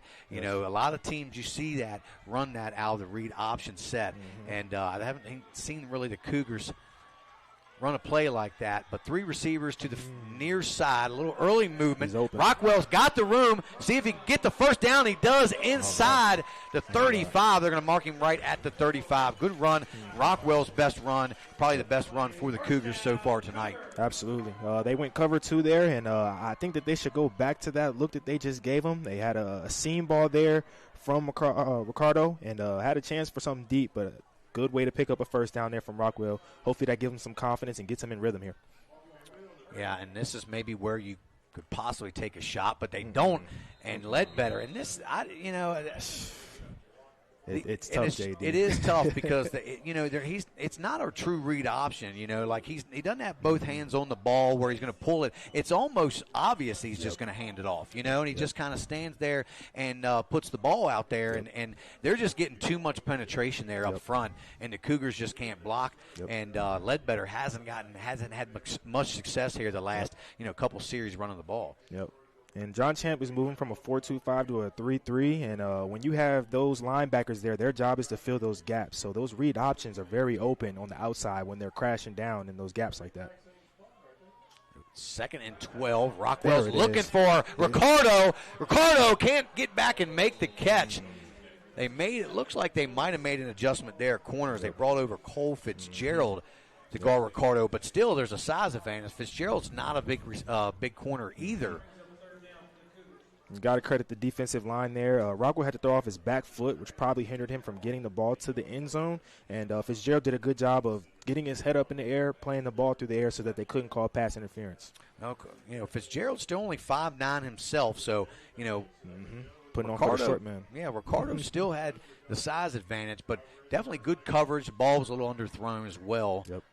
So bring up 3rd and 12 now for the Cougars. Playing press coverage all the way around. They have 3 receivers to the far side. Rockwell roll that way. Flag on the play. Rockwell's coming back this way. He's got Ricardo. He's going to take it off himself and just run out of bounds there inside the 25. But I think Rockwell saw that flag too, Nate, and just kind of ran it out of bounds there as it's coming back. And you're already in a 3rd and long situation. Now you have a 3rd and longer. 3rd and longer. And in a situation where you definitely need points, you're already struggling. You can't afford those type of penalties. Yeah, and that tends to happen sometimes when your quarterback's running around. He rolls to one side, reverses field, comes back to another or the other side. Typically, you get those holding calls. Absolutely. I know linemen hate when you run outside when it's supposed to go up the middle. So 3rd and 25-ish for the Cougars. 6:43 left to go here in this first half as the Knights have a 15-0 lead over the Cougars. Cougars are looking to get something going, trying to get their first points on the board. So far, this offense hasn't been what we've seen in the last few weeks. And we're going to get a timeout by the Cougars. And we're going to take a timeout of our own and hear a word from our sponsors. You're watching Home Team Sports TV. General Manager at Ameritech Tire and Auto, here to serve you with all your auto repair and service needs. We are a family-owned business serving our community since 2003. We work on all makes and models from vintage cars and trucks to collectors to today's latest, newest vehicles. So stop in and see us at one of our 2 locations. See you soon.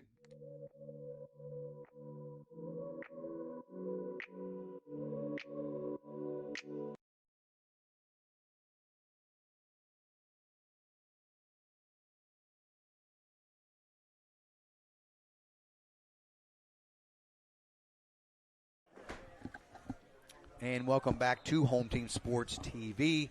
We are here at Cougar Stadium for this Thursday night football game here in the Eastern Panhandle as the John Champe Knights have a 15-0 lead over the Jefferson Cougars. Cougars with a 3rd and very long, trying to get something going here on offense. Not too many plays to call on a 3rd and 25 here, but you definitely do not need an interception or turnover here if you're Rockwell. Good pass. Rockwell's nearly picked off again. Good defense by Graves from the Knights as it was intended. It was a low ball intended for Machado. So Rockwell just not all in sync with his receivers. Couple turnovers, couple bad balls, and the Cougars going to have to punt this ball away, Nate. It's very tough for the offense right now, and they're running a lot of too high, making them have to prove that they can throw the ball. You can see that John Champe has made it very clear they're not going to let them run the ball consistently. They're going to have to open it up and get the ball to their playmakers. So Takeem Drake on to punt it away now for the Cougars. Back deep for the Knights, number 2, Cole Fitzgerald. Drake gets it away. Nice high punt. Catch that. Over here to the near side. Actually kind of shanked it off his side of his foot, it looks like. So we'll see where it went out of bounds right at the 25. So not bad field position. Could have been much worse. So again, the Cougars offense stalls once again. A couple turnovers. I think that was probably the 3rd or 4th punt they've had so far in this first half, and things just not going well right now, Nate. Yep, they're forcing him to look off of his first read and then go to his 2nd and 3rd, and he's just not having a lot of time to do that, which is causing him to make those turnovers. So Cougars are going to have to find a way to get the ball out of his hands quick, whether that's RPOs, slants, bubbles, whatever it is. They got to find a way to get the ball out of his hands so he can find some comfort. Yeah, I knew this was going to be a tough game coming in with Champ loving to pass. They do a really good job of adjusting and executing. So we'll see what we've got here as this first half is going to be on the defense. So the Cougars just all out of sorts right here in this first half on both sides of the football. As gives the Knights 5 yards, so it'll be 1st and 5 from the 30. 6:31 left to go here in this first half.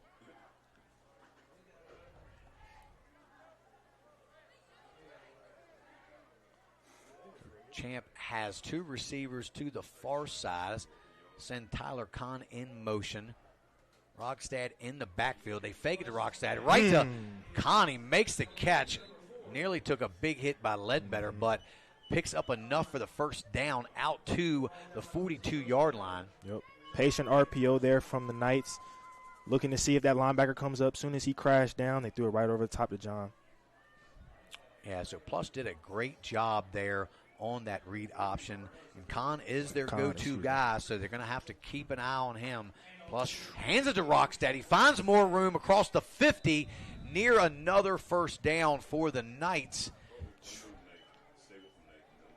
we'll see if they mark him at the 50, or one official's at the 50, another one's at the 49. So we'll wait and see. They do mark it right at midfield, so bring up 2nd and maybe about 2. Another short conversion here. Might take a shot here on 2nd and 2. This is one of the best times to take a shot when it's early here, JD, as you always say. Yeah, I like the early shots, either 1st or 2nd down, as Kahn goes in motion again. They're going to hand it to Rogstad. He's just wrapped there. Good there pursuit there by the Cougars, guys up front. He'll lose a couple on the play. Yep. Yeah, that's why I think that would have been a perfect opportunity to take a shot. You're definitely predicting the run there, and if they could have got a play action, might have had some over top. But great recognition there from the Cougars defense to get a big, really a loss of 1, making it 3rd and 3. So we'll see if they can get a stop here, but it's possible that the Knights would take a chance and go for it on 4th. Even if you get anything positive here on 3rd down, you've got a 15-point lead. And you get the ball coming out second half as well. But the Knights are going to take a timeout. But we're going to stay here and thank a few of our sponsors again. We'd like to thank Catro Law, Ameritech Tire and Auto, Rosedale Funeral Home and Cemetery, ERA Liberty Realty, call Cheryl Yates, Bench Warmers Sports Bar and Grill, Cookies and Milk Daycare, True Performance Fitness, Brothers Bin Blasting, VFW Post 3522. And if you are interested in advertising your business with us, you can reach out at 571-520-5634. We also like to thank our title game sponsor for tonight, Norris Hall, the West Virginia Mead and Hot Sauce Company, owned by Ryan Willingham. You can find them at 8100 Tuscarora Pike in Martinsburg. And if you'd like to call them at 304-901-5449. Again, thank you guys to Norris Hall and owner Ryan Williams for the sponsorship here for tonight's game. Is a big 3rd and a long 3 now for the Knights from their own 49. It looks like Braden Graves, the freshman, is going to take it. He might have gotten back to the line of scrimmage. Good defense there by the Cougars. Now, Nate, I'm going to let you have it again. What do you do here in this 4th and 3 situation? I think I trust my defense here, honestly. Jefferson really hasn't gotten anything going besides maybe 2 possessions. So if you give them short field here, you might turn that momentum back over. But it looks like they're going to ignore what I'm saying and go for it, JD. Yeah, I mean, why not? You're up 15. Your offense has been working so far. See if they're going to throw the football. They can fake that screen. And he's got Kahn. Kahn can't quite get to it. Looks like he lost his footing, stumbled a little bit. No and call. There is a holding call. The Cougars will most likely decline that, take the ball right there about the 48-yard line. So 4:17 left to go. Cougars got to have something going right now, Nate. Absolutely. They finally get a stop here. They tried to do a fake tunnel screen, and it might have been open, but great defensive stop there from the Cougars. And the defense has really stayed stout this entire game, JD. I mean, they've been on the field about 8 different times. That's a lot of times to be on the field in the first half. So they're given the opportunity for the offense to go and score here.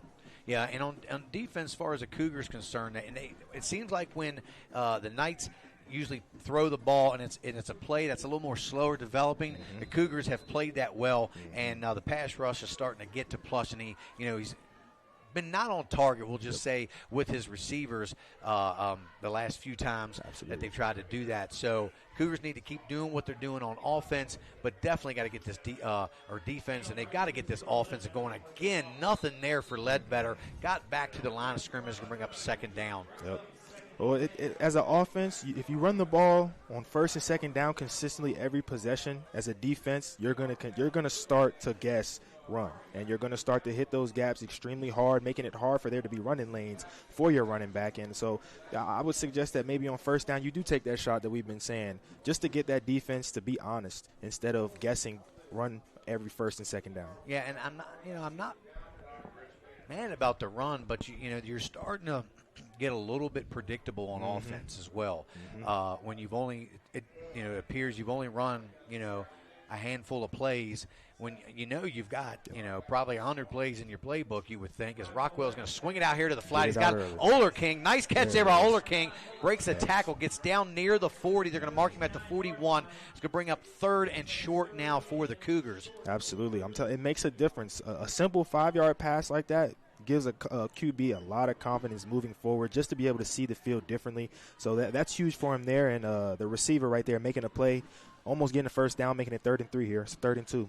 Yeah, and Oler King's been one of Rockwell's go-to guys in the absence of Tony Allen. Oler King's made some big catches over the last few weeks, so we'll see if they try to go to him again right here. Absolutely. 3rd and 3. And these are the type of games that you want for your receivers. They're manning up a lot. You want to tell them, go out there and make a play, and tell your quarterback to get it to him as quick as he can. Rockwell's going to take it himself, finds an opening straight up the middle. Nice gain down to about the 31.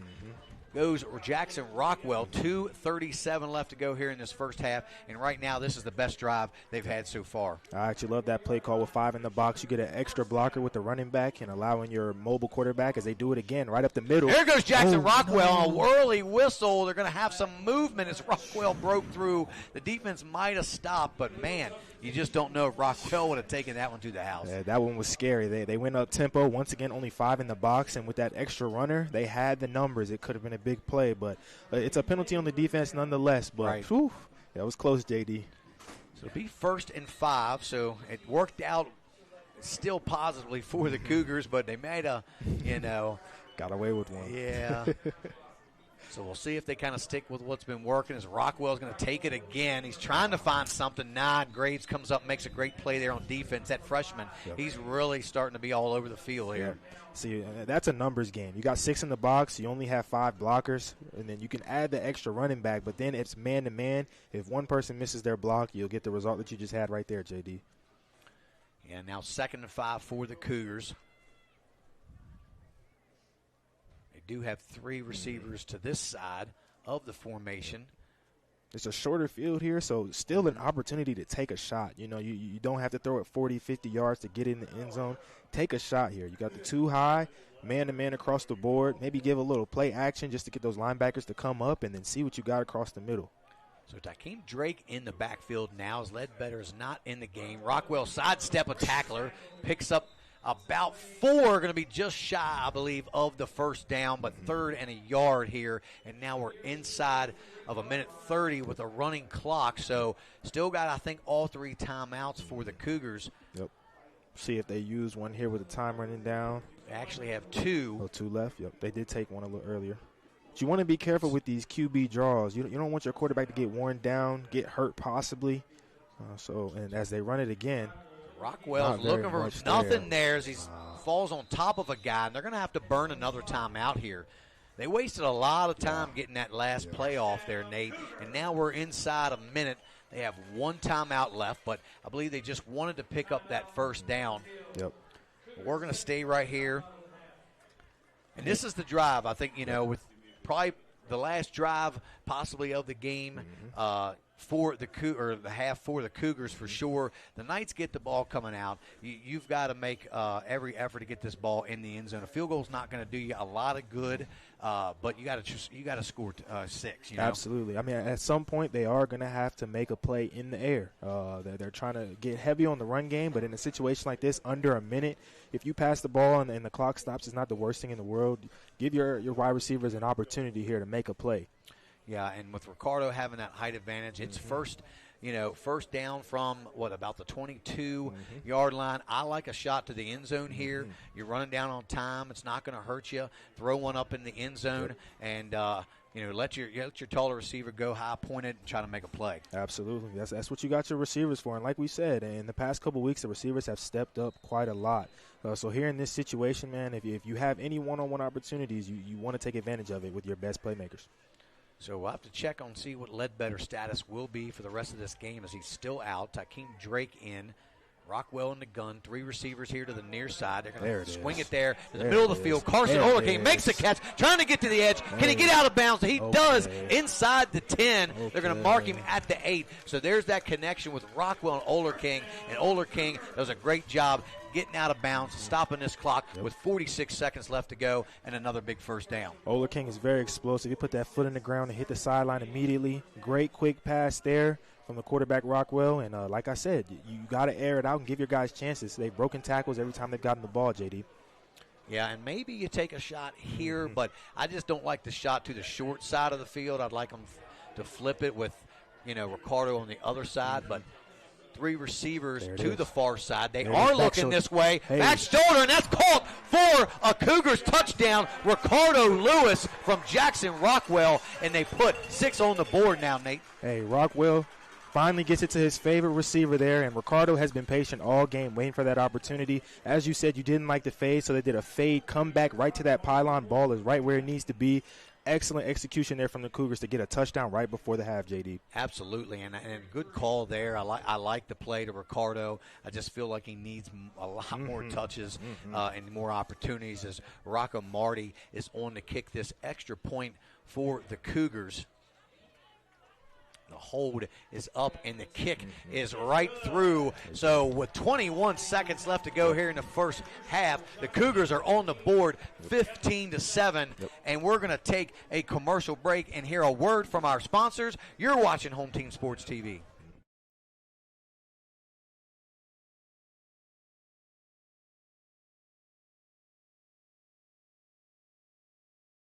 Here at Home Team Sports TV, we're here to highlight our local businesses and our student athletes and put them on a path to success. Through our social media platforms and our live event production, we look to shine a light on our local community and our talent from our student athletes.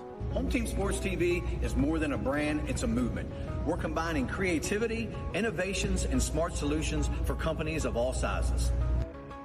With unmatched dedication and community focus, we're proving that the right exposure can lead to a successful future. And remember, we are Home Team.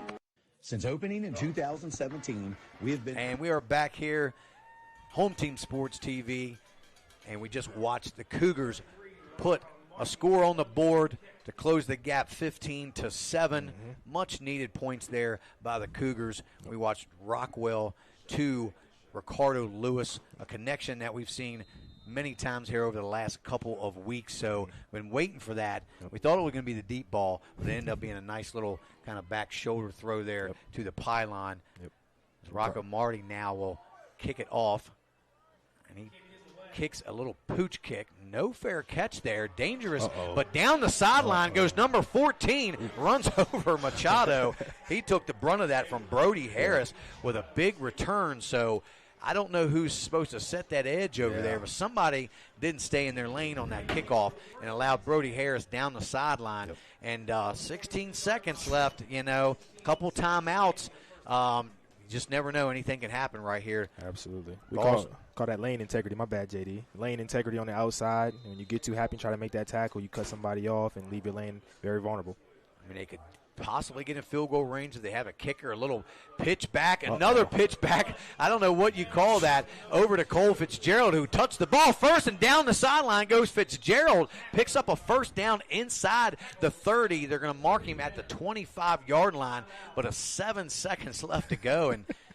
And just like that, the Knights are in business. Yep. We call that eye candy. They gave you a whole lot to look at, said, look at this, just to go down to that screen with the whole caveat in front of them, and gave them a good opportunity here. If they had the kicker with a leg, giving them an opportunity to possibly get a field goal, maybe a touchdown. I think 3 guys touched the ball, and then the guy that touched the ball the first time ended up catching the pass. Now, I mean, hey, great. It's a lot going on, but if you can execute those kind of plays and the defense has no idea who has the ball or where the ball's going, I mean, you got to give the offensive credit and give the coaches credit and the players for even executing a play like that. Absolutely. Got about 20 yards there, and like I said, putting them in field goal range potentially or possibly getting a shot to the end zone. We'll see how this defense can stay stout, hopefully. So one timeout left. They probably have 2 plays left here before the half. As Plush is going to roll out to the far side, looking for a receiver, nowhere to go. Throws it out of bounds, looking for Gonzalez. So that leaves 2 seconds, probably one shot to the end zone. Simmons Kelly saved that play right there. He's in the curl flats. He's reading the QB's eyes. There was a good comeback route up there from number 1 Gonzalez, but Simmons was right under it, forcing it out of bounds. Big play there from him. Yeah, Isaiah Simmons Kelly, they call him ISK. Okay. Nate, they got a little like that. He's been called that forever. I don't know, even dating back when he was in middle school, they always called him ISK. He definitely stepped up, only a sophomore, making an impact here in this game as well this season. So 1 play left, probably play to the end zone here for the Knights. Plush is back to throw. He's going to roll here to the far side. He's going to just let it fly, throws it up. The ball is going to be knocked away and fall incomplete, and that's going to do it for the first half here at Cougar Stadium, where the John Champe Knights have a 15-7 lead over the Jefferson Cougars, and we're going to be right back. The band's going to play, and we'll be back with our first half recap. J.D. Fritz and Nate Monroe, and we'll be right back after a word from our sponsors. You're watching Home Team Sports TV. Been the local hangout spot to watch a game and meet up with family and friends. With over 15 TVs, there isn't a bad seat in the house. We have arcade games, including the world's largest Pac-Man, 2 pool tables, and more. serving a full food menu ranging from appetizers to steak dinners, 11 a.m. to 11 p.m., 7 days a week, and later on weekends. Daily drink and food specials, and of course, happy hour from 3 to 6 Monday through Friday. Come on out to Benchwarmer Sports Bar and Grill. Looking to enhance the beauty of your outdoor space? Look no further than R&L Landscapes. We understand that your outdoor space is more than just a yard. It's a place where memories are made with loved ones and where you find peace and tranquility. Our team of professionals will work closely with you to bring your vision to life. From expert design and installation to meticulous maintenance, we are committed to delivering breathtaking results that will make your neighbors green with envy. With our state-of-the-art equipment, we guarantee exceptional craftsmanship that will withstand the test of time. Contact R&L Landscapes today and let us turn your dreams into reality. I understand that each client is unique and has their own real estate needs. Whether you are buying, selling, renting, or a seasoned investor, I got your back. My name is Cheryl Yates, an award-winning realtor with ERA Liberty Realty. I've known Cheryl Yates for over 30 years now, and I've always found her to be the consummate real estate professional. On a personal level, Cheryl has handled 3 sales for us over the past 15 years or so and has done an excellent job on each and every one of them. She communicates extremely well, and you never have to worry about where you're at in the sales process.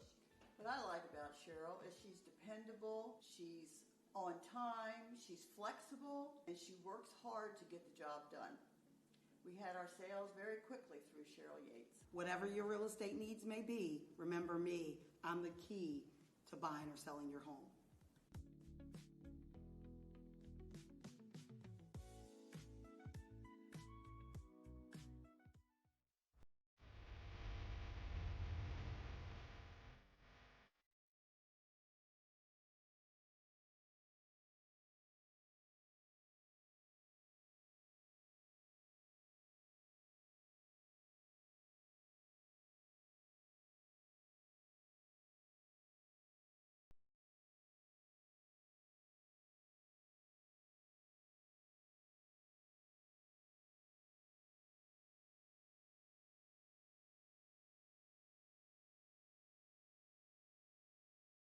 Buying or selling real estate? Katra Law is the local choice for real estate closings.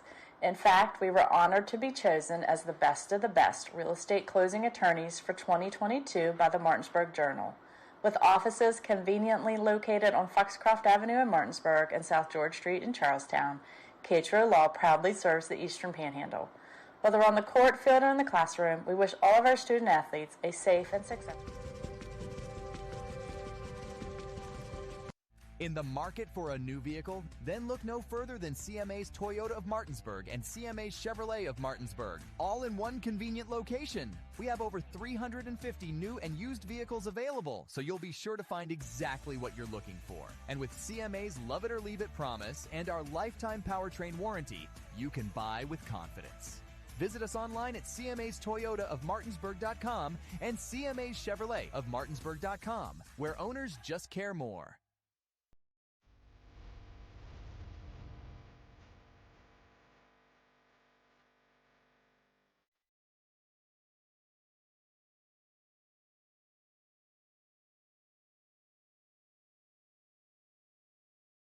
Here at Home Team Sports TV, we're here to highlight our local businesses and our student athletes and put them on a path to success. Through our social media platforms and our live event production, we look to shine a light on our local community and our talent from our student athletes. Home Team Sports TV is more than a brand, it's a movement. We're combining creativity, innovations, and smart solutions for companies of all sizes. With unmatched dedication and community focus, we're proving that the right exposure can lead to a successful future. And remember, we are Home Team.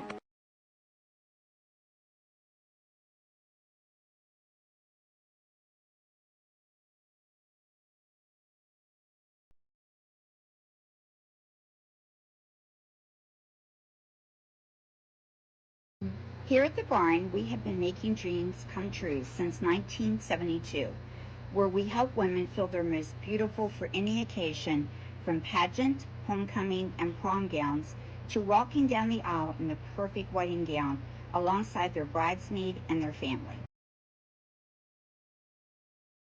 Stop by to meet your stylist today to find an affordable gown, and we do offer layaway. Welcome to Cookies and Milk Child Care Center. We have 2 locations conveniently located in Kearneysville and Martinsburg. Our mission is to be the leading provider of higher quality care and education services for children ages 6 months to 12 years of age. We provide the highest quality child care available at an affordable cost. For more information, contact us at 304-901-2961.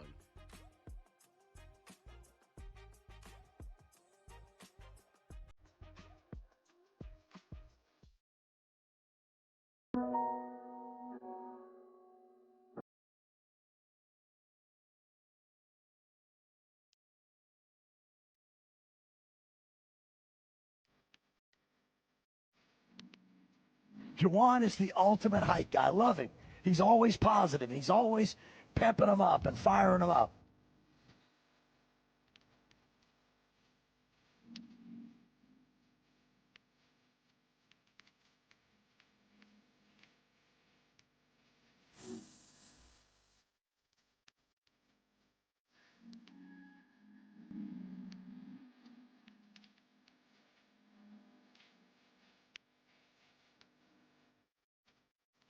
Parker, work, Parker, work, Parker, work, work, work, work, work, work, work, work, work.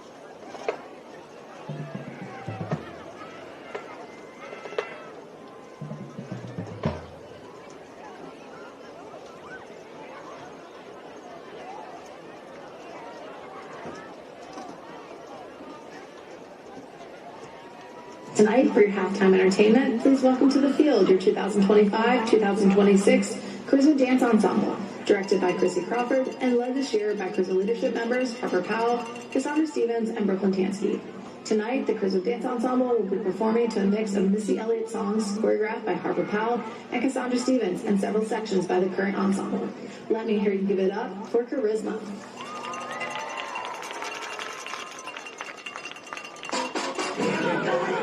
Get it out of control. Get your ass off the wall. Mr. Mirror said, music make you lose control. Music make you lose control.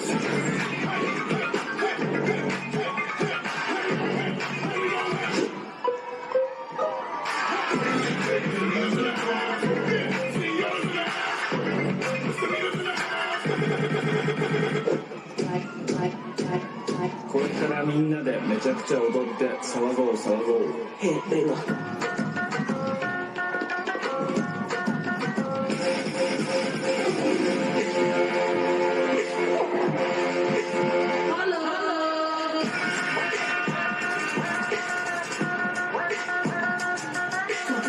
Get your freak on, get your freak on, get your freak on.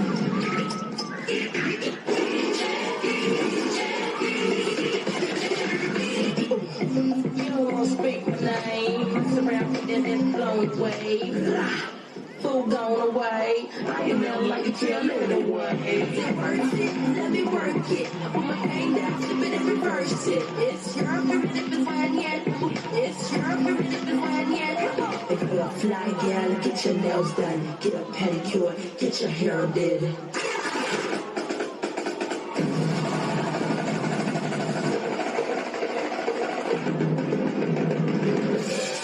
Fire down.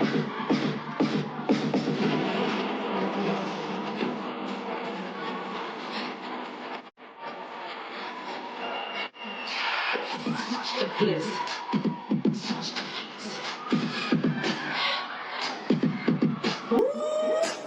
45 Pascal.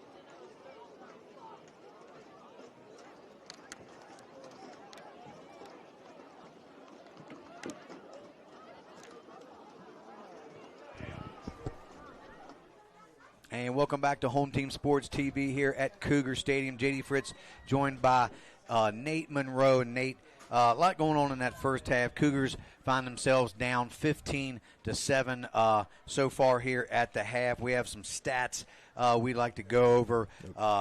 John Champe, Dominic Plush, 10 of 14.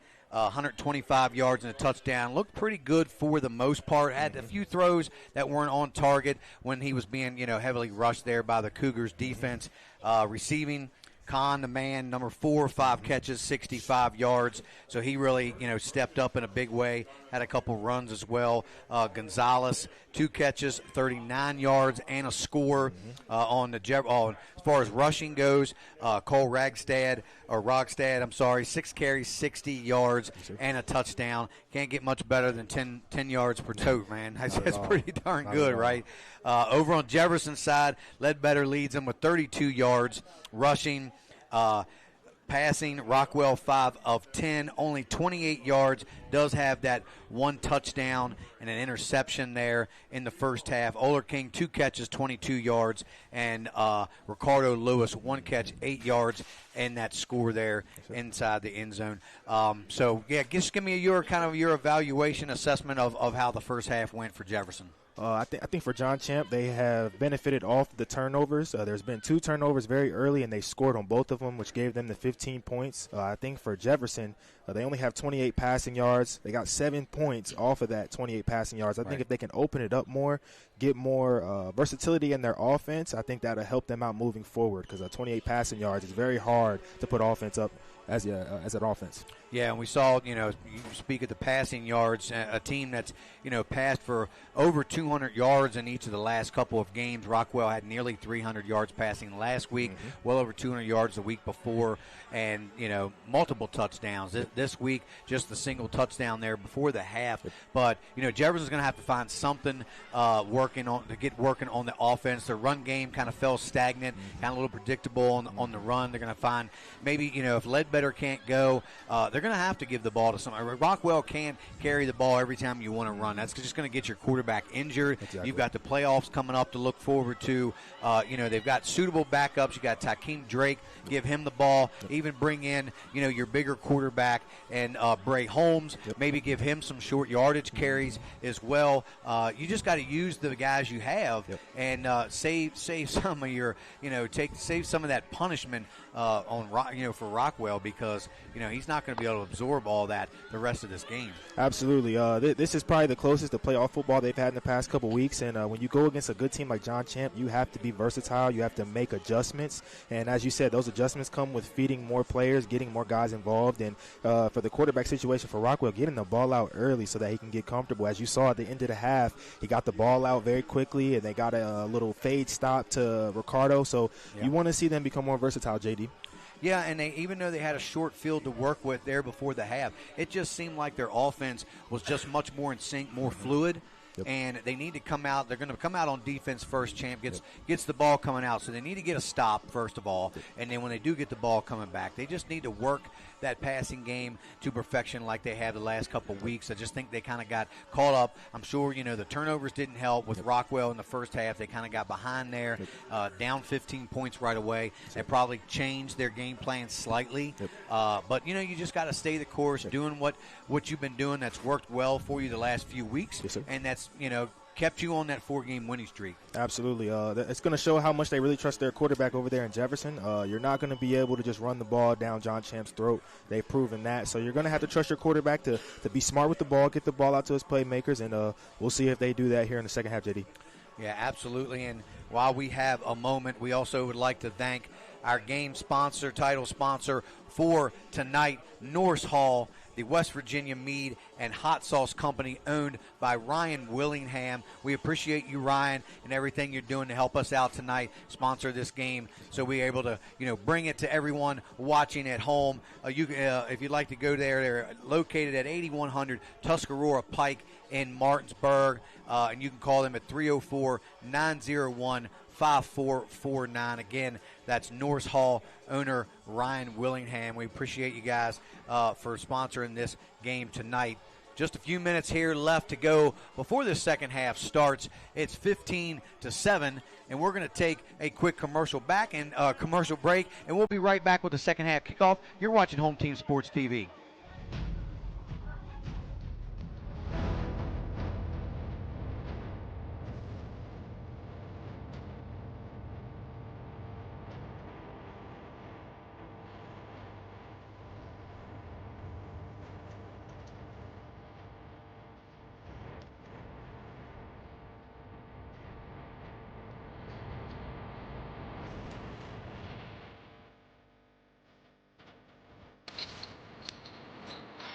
At least another minute, Harry. Here at Home Team Sports TV, we're here to highlight our local businesses and our student athletes and put them on a path to success. Through our social media platforms and our live event production, we look to shine a light on our local community and our talent from our student athletes. Home Team Sports TV is more than a brand, it's a movement. We're combining creativity, innovations, and smart solutions for companies of all sizes. With unmatched dedication and community focus, we're proving that the right exposure can lead to a successful future. And remember, we are Home Team.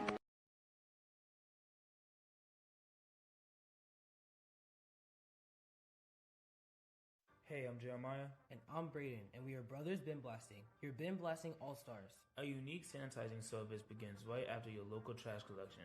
With a scheduled pickup time and location, we arrive promptly to clean your bins on the spot. Our advanced 360-degree cleaning heads and pressurized water heated to over 200 degrees ensures a powerful blast blasting away 99% of all germs and bacteria. Visit our website at brosbinblasting.com and use code GETBLASTED to receive 50% off your first cleaning. And we are back here, Home Team Sports TV, JD Fritz along with Nate Monroe here at Cougar Stadium, where the Knights have a 15-7 lead over the Cougars. Second half about to get underway. Thank you guys for tuning in to us here tonight on a Thursday night, a little brisk Thursday evening football for you guys. So I think we're the only game in town right now. So hopefully everybody's tuning in, watching us. Absolutely. So hopefully we're in for a good finish here to this one. 15-7. John Champe come out firing. Took advantage of some early turnovers, though. I will say that, Nate. Yes. So, that we'll see if, Jefferson can put together a little bit better of a second half. Yep. Play some turnover-free football. That's always seems, penalties and turnovers always seem to be one of my keys. But it has to be, because it's always a key to the game. If you can, hold on to the ball and minimize. I mean, obviously there's going to be some penalties, but you got to minimize your penalties. And Jefferson will be kicking off here to start the second half as Rocca Marty set to kick it way back deep for the Knights. Number 1, Lucas Gonzalez, and number 2, Cole Fitzgerald. It's a short kick there. Fair catch caught by number 21 there for the Knights. That's Elijah Marshall. Looked like he might have had some room to run, but better to be safe than sorry than absolutely take off and run and cough up that football. So the Knights will take over here from their own 40. We'll see how Jefferson decides to really adjust off of the gadget plays. We've seen a lot of sweeps, a lot of passes back and forth just to throw a screen. So we'll see how they adjust to that and deal with the eye candy. There are 3 receivers to the far side. Another little screen there. Great nice tackle. job. Way to come up. And that's Andy Roberts coming up, making the stop for about a 3-yard loss. So he read that well, and a good start to the defense for the Cougars. Absolutely. Trying to bring some energy there. Number 20, Roberts, bringing some energy with a great tackle, reading that little tunnel screen. They ran that a couple times, and that's a great way to get a play for that team. Lost to 3. Yeah, and it's a way to kind of scout and remember what they did. They ran that several times in the first half. Andy read that perfectly there, coming up from his linebacker spot. Bring up 2nd and 13, rolling to the right is to his left. He just chucked it out of bounds, and that's going to be one of those iffy calls, too. That clearly was a sack-saving play. Don't know if there was a receiver in the area, but he was out of the pocket, so no flag for intentional grounding, but Ledbetter's back in the game here. As you see him, he almost caught a 1-foot interception there, JD. But great defense there, forcing them all the way to the sideline. And we have a 3rd and long here early. Cougars got to get off the field early. Yeah, big 3rd and 13 here now for this Jefferson defense, as Knights have 2 receivers to each side. Kahn there, kind of the up back tight end. Empty set backfield, 4+. He's back to throw. Looking to the sidelines. Got a man. Good defense. Picked off there by Takeem Drake. Great play by number 5, Takeem Drake, as he bats the ball up to himself, bobbles it slightly, was able to make the catch right before he fell out of bounds, Nate. That was an incredibly athletic play there from Drake. He tips it with the right hand, keeps it up in the air, jumps over top of the receiver, 2 feet down. That's a Sunday catch. Great play for the Cougars. They did not get the ball coming out. It doesn't matter. They get the ball now. Let's see if they can go get some points, JD. Yeah, man, that was a great play. They kind of, the tale of 2 halves there, kind of started that way for the Cougars, and now it's starting that same way for the Knights with a turnover on their first possession. And they've got the ball on the 46-yard line of the Knights. So like you said, Ledbetter back in the game at running back. Rockwell in the gun, 3 receivers to the far side of the formation. Lewis here, one-on-one coverage. Here to the bottom of your screen. Rockwell back to throw. Flags come out. Looks like they might have been looking Ricardo's way. We'll see. It's a late game.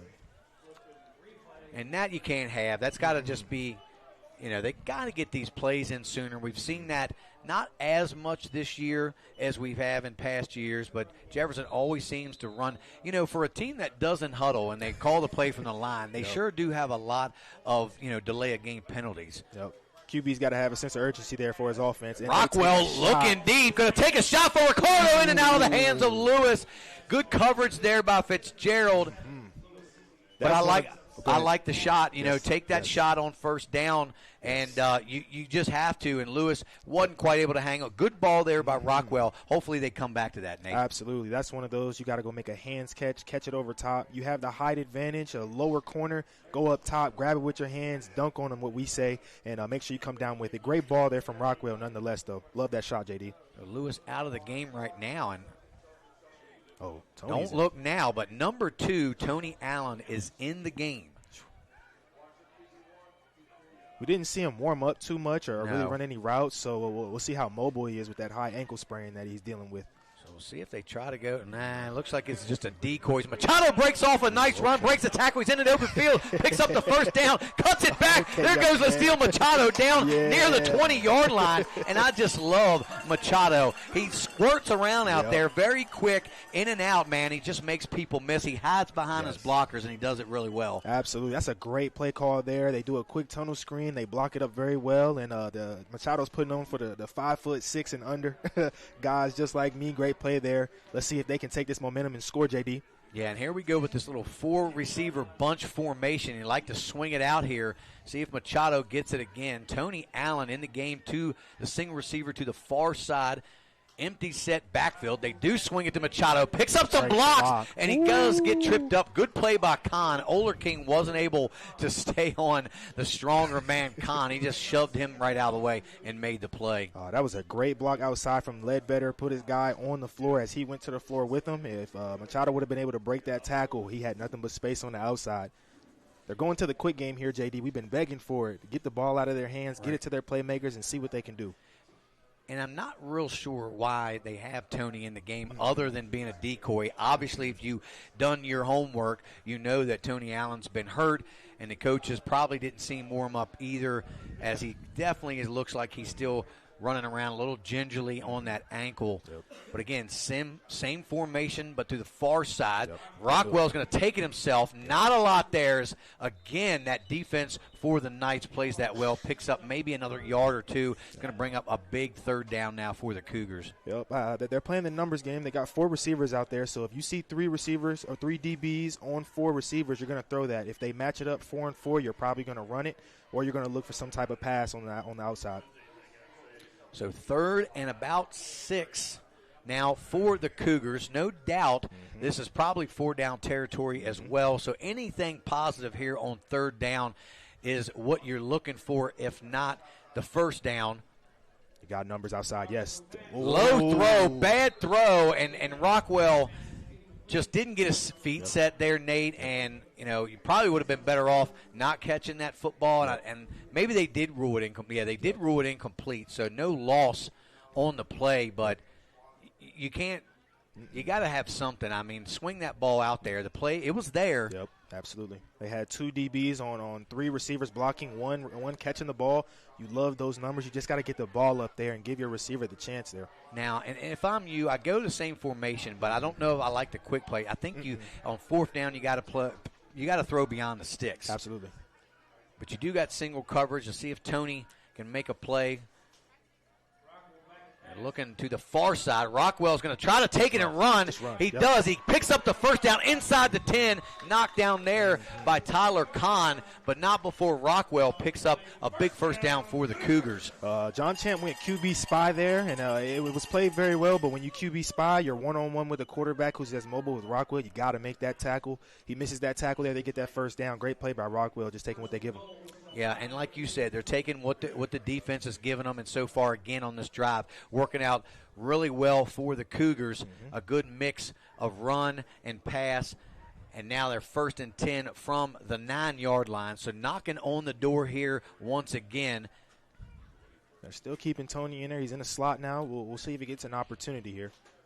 3 receivers looking for Tony. Down. Rockwell's going to have to roll to the near side. Had Carson. Goes back across there. Tony Allen wide open as he's limping backwards into the end zone. Somehow, Tony Allen snuck free, and the Knights defense lost him, and Rockwell found him for the Cougars touchdown, and they're 2 points away from tying this game.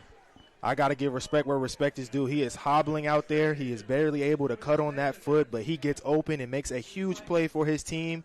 You got to love the toughness there from one of your young leaders. Great drive there from the Cougars off of a turnover, and we have a new ball game here, JD. Kind of surprised they didn't want to go for 2 here to try to tie this game. But they're going to attempt to kick the extra point. Rocca Marty kicks it up, and it is good. And we have a new ball game, guys, with 8:17 left to go here in this 3rd quarter. It's the John Champ Knights 15, Jefferson Cougars 14. We're going to take a commercial break and hear a word from our sponsors. You're watching Home Team Sports TV. Is home to teachers and healthcare workers, farmers and fishermen, servicemen and women, golfers, bicyclists, and people who love the outdoors. Where we call home isn't any one thing, so we're not either. At Rosedale Funeral Home and Cemetery, we are honored to help you plan a celebration of life that reflects one's individuality. Our trusted local team is here to see that your wishes are honored and that your special story is told. Welcome back here to Cougar Stadium, where the Jefferson Cougars put another score on the board to bring them within 1 point of the Knights, and we kind of watched Rockwell scramble around as he really does that well, and somehow found Tony Allen in the back corner end zone, and we all know Tony's not healthy, probably can't get a lot of separation, but somehow was able to get just enough for Rockwell to find him. And the Cougars are now right back into this game. As a nice tackle there on special teams. And is that Andy Roberts again coming up with a big hit there on Fitzgerald. Hey, he really started this half off with the energy. Roberts came. He had a very big tackle for loss. He got up with a lot of energy, a lot of juice, and that's exactly what these Cougars needed. They need one guy, one leader to step up, bring the energy, and everybody else is following suit. Let's see if he can continue to make plays as the Cougars are here on defense. Yeah, and I was just getting ready to say, if you're not feeding off that energy, you know something's wrong with you, because Roberts is excited. He's got this defense excited, and we'll see if they can pick up the pace here. Is 1st and 10 now for the Knights, and they're going to hand it there to Rogstad straight up the middle. Good gain on first down of about 6 yards by Cole Rogstad. There, the linebackers kind of over pursued to the outside, and it was a very good cutback there from Ragstad to get himself about 5 yards. And great pickup there from John Champ. 2nd and 5, ball's right on the 31-yard line. Single receiver here to this near side is Kim in the backfield with Plush. A little fake there. Going deep. He's got a man open, incomplete, though. He's in and out of the hands. Not bad coverage there by Oler King, as just couldn't make the connection there with Lucas Gonzalez. We've seen very good DB play from both sides today, and on that play there from Oler King, he waits for the ball to fall into his hands, plays right through the hands, no PI there. That's a great play there from an elite defender there.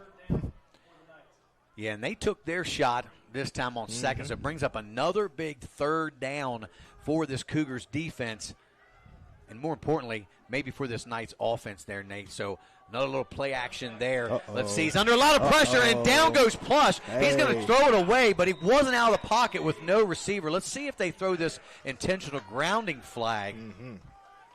Man, Jefferson has a lot of juice. This is the juice that they did not have in that first half, JD. And as I said before, Roberts made a play. He brought the juice, and I can feel the energy from up here. There's a lot of juice. There's a lot of swag on this Cougars offense and defense, and they are feeding off of it here. And you are right, Nate, and there's just this whole second half has already created a whole different atmosphere, not only for the team but the crowd and everything. Is a little bobble on the snap. No rush. Does get the kick away. Going to be a short kick. They're going to mark it out right at the 40-yard line. So, again, while we have a moment, we'd like to thank our title sponsor for this game, and that's none other than Norris Hall, owner Ryan Willingham, the West Virginia Mead and Hot Sauce Company, located at 8100 Tuscarora Pike in Martinsburg. You can call them at 304-901-5449. So, again, that's Norris Hall, our sponsor for this game tonight here on a nice, cool Thursday night here in this Eastern Panhandle. Cougars now once again have the ball from their own 40-yard line, looking to put some more points on Nate as Tony's back out there once again. I was just about to say they took Mikado out. They're putting Tony in. We'll see what type of game plan that gives them. Rockwell's going to throw it again. Not on the same page with Takeem Drake. As Drake ran, kind of cut his route off there, and Rockwell went deep. He got jammed up there. We've seen Fitzgerald really play well at the DB position. They keep trying that young man, but he's playing very disciplined football. And as far as for Tony, you can tell it's very hard for him to cut off of that. And as a receiver, your lateral quickness is everything, getting in and out of your cuts. So it'll be interesting to see. I mean, Mikado was playing very well, very explosive young man. So it'll be interesting to see how often they keep him in there, JD. Yeah, and I'm not sure whose call this was. I mean, obviously you don't, you've got to protect the player from themselves a lot of times. So for Coach Hunter, or any of the coaches to put him out there under those circumstances is definitely a little risky. But they swing it out to the flat. Oler King picks up a couple blocks and gains about 8 there on first down. So Jefferson, once again, picks up a good gain there on first down. Both teams are benefiting off of these screens, getting the ball out quick, having the big men come to the sideline and try to open up some space. They get about an 8-yard gain there. Oh, there's a penalty. I believe that was Takeem Drake there. Missed. So, but Cougars are going to back them up on a holding call. So this is not what the Cougars can afford to do here. Still down 1, even though they do have, I would say they do have some momentum building now, but definitely don't want to mess that up with a crucial penalty here. No, sir. Be interesting to see what call they call here. Do you want to run the ball, get some yards back, or do you want to take a shot and potentially put the ball in harm's way? Well, we'll see what they go with here, JD. So second and about 20 now for the Cougars as they have 3 receivers here to this near side. Rockwell's looking for Tony Ricardo across the middle. He's got plenty of time. He finds Ricardo. Ricardo makes the catch. Breaks the tackle. Ricardo's inside the 20. No one around Ricardo Lewis, and he's in for another Cougar touchdown. That's a great play call right there, JD. As you see Ricardo come all the way across the field, we call that being quarterback friendly. You see your quarterback in trouble, don't go up the field, come back to him, catches the ball, and after that, you just got to be a playmaker. Make a guy miss, go score, young man. Great play right there, and that is 14 unanswered points from the Cougars as they start the second half. Yeah, and I tell you, man, Ricardo Lewis is a man. I mean, get that man the ball. He makes plays, and he can get open. He gets great separation, and we saw him break that tackle, and after that, it was a house call for Ricardo Lewis. And for somebody as tall as him, you could see the quick step right there. As soon as he put his foot in the ground and made a guy miss, he accelerated through the end zone. Great play there, young man.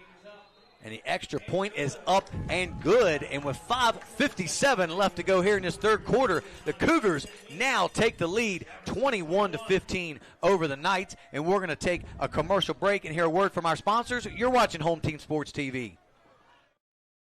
I'm one of the owners here. True Performance Fitness as a whole, we brought this gym to the area and we wanted to bring every walk of fitness in one building.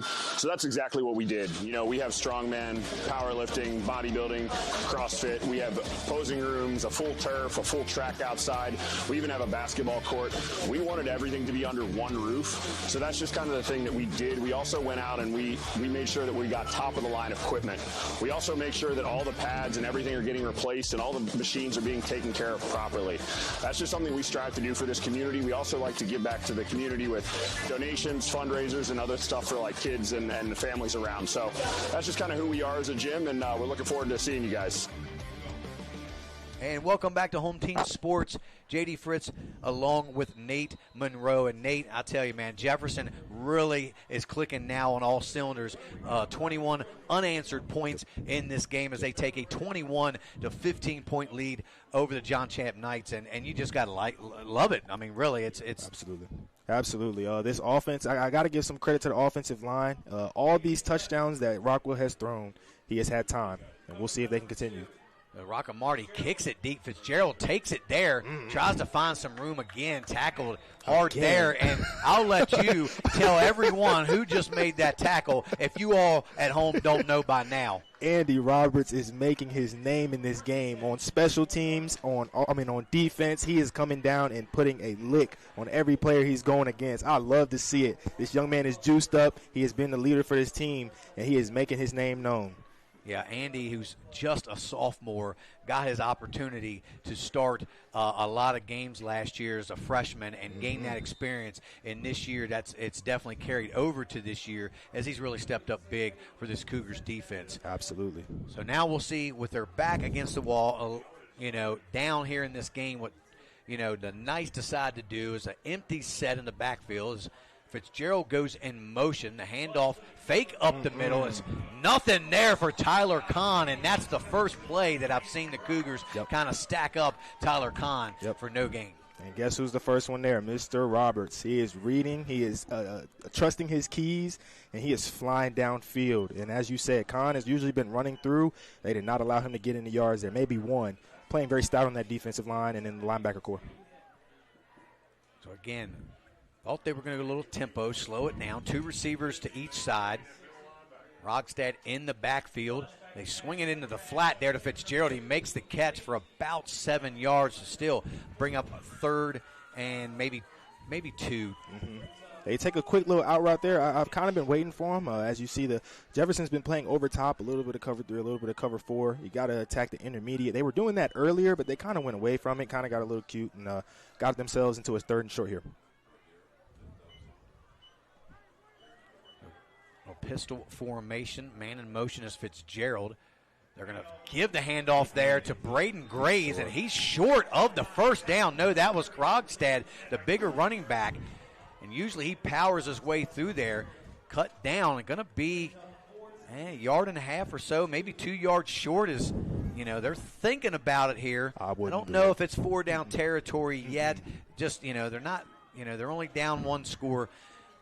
So, yeah, they're going to punt the ball. Probably the wise decision here to go ahead and kick it away, Nate. Oh, they might.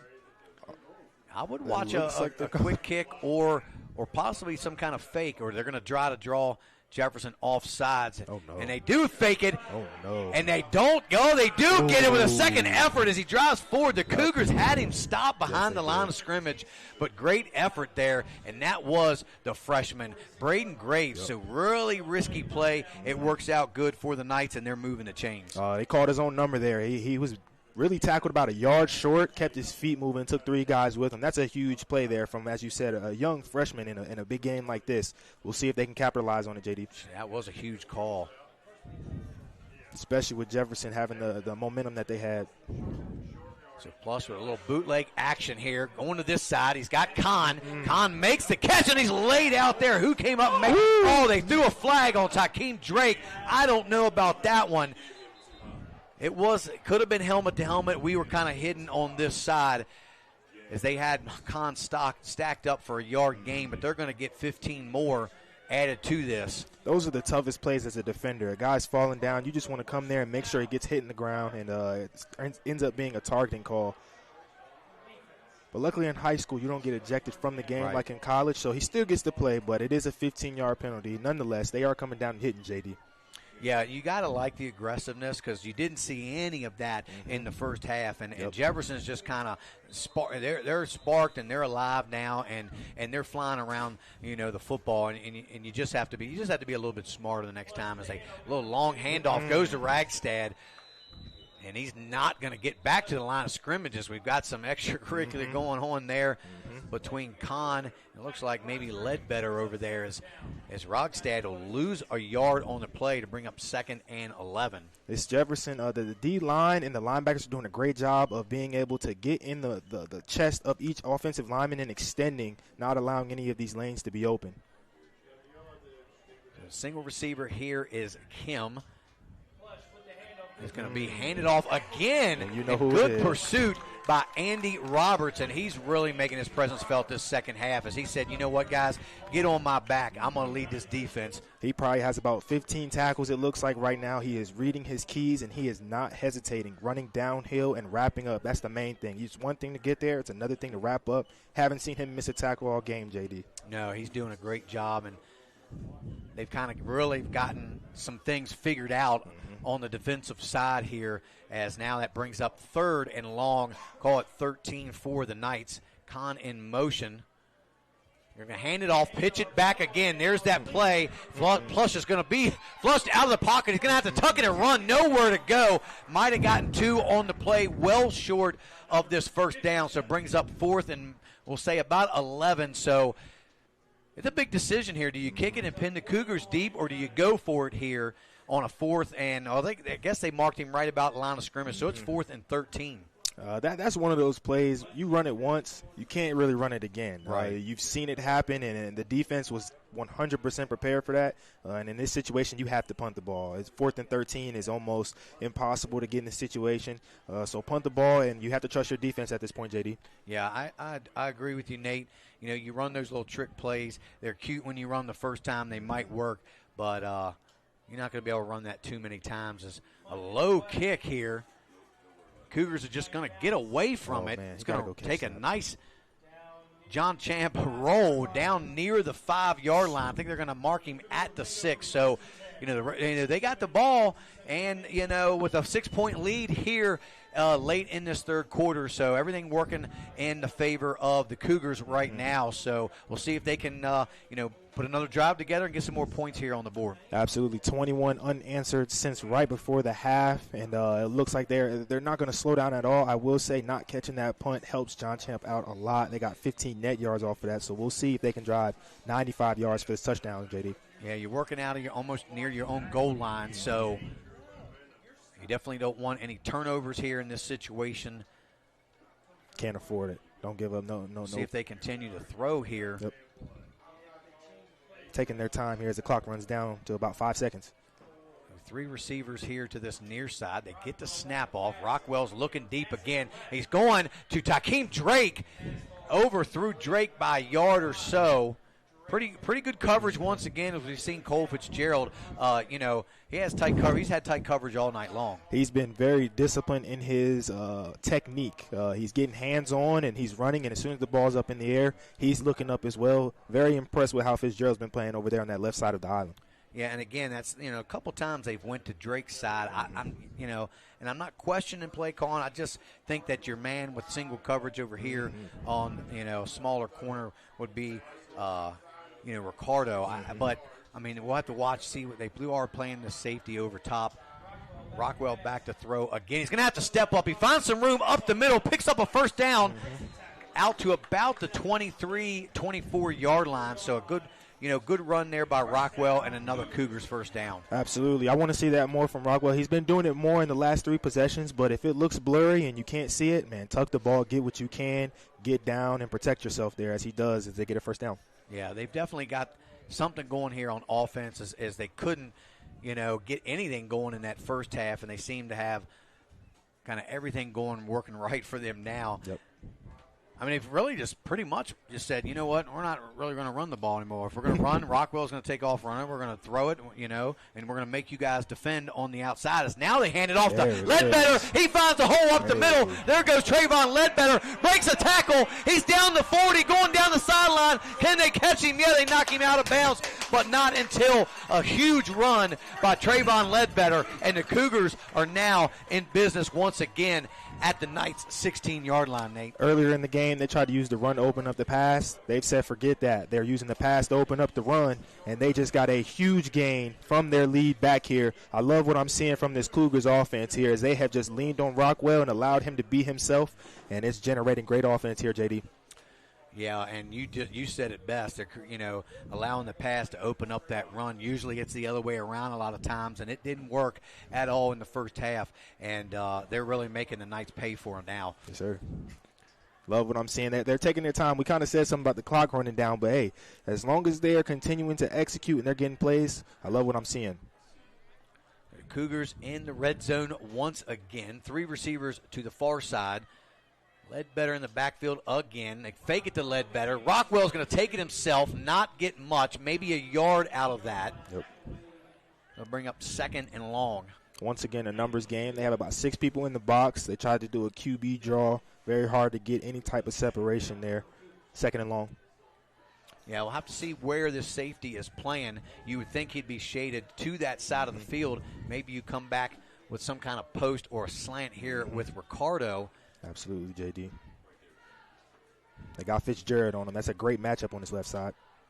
They do run the slant. There he is, just a little out in front, but Ricardo was there, and he probably would have had a walk-in touchdown. Absolutely. He ran a really good route, got on Fitzgerald's toes. As soon as you get on his toes, you want to break, and there was an opportunity there on the RPO. Just got to make that pass there for Rockwell. I know he wants that one back. Yeah, and even if Rockwell doesn't score, you've got to throw it to even if he has to slow down to make the catch, they'd be 1st and goal inside the 5. Absolutely. He's a very big target, 6'1", very quick. So just get it in his vicinity and allow him to make a play for you. So 3rd and 9 now for the Cougars. Ball is right on the 15-yard line. Cougars stay with this 3-man receiver formation to the far side. Lewis back to throw is Rockwell. He's going to have to tuck it and run, and not much there. He picks up another yard or 2. Good coverage that time by the Knights defense, and that brings up 4th down. They try to go back to that fade comeback route. About 10 yards, you want to fade them, try to break down, and Fitzgerald, you fool me once, that's on me. You fool me twice. Right. Can't do it again. So, great. I love seeing Fitzgerald play this DB position. He's very stout as a 5'6", 5'8" guy in between there. Playing very well, JD. So, field goal attempt here by Rocca Marty as they're probably just going to let this quarter run out. But this big field goal attempt will put the Cougars up 9 and make it a 2-possession game. That was a very quick third quarter, a lot of action, not a lot of penalties, and the clock has continued to run. Very exciting, JD.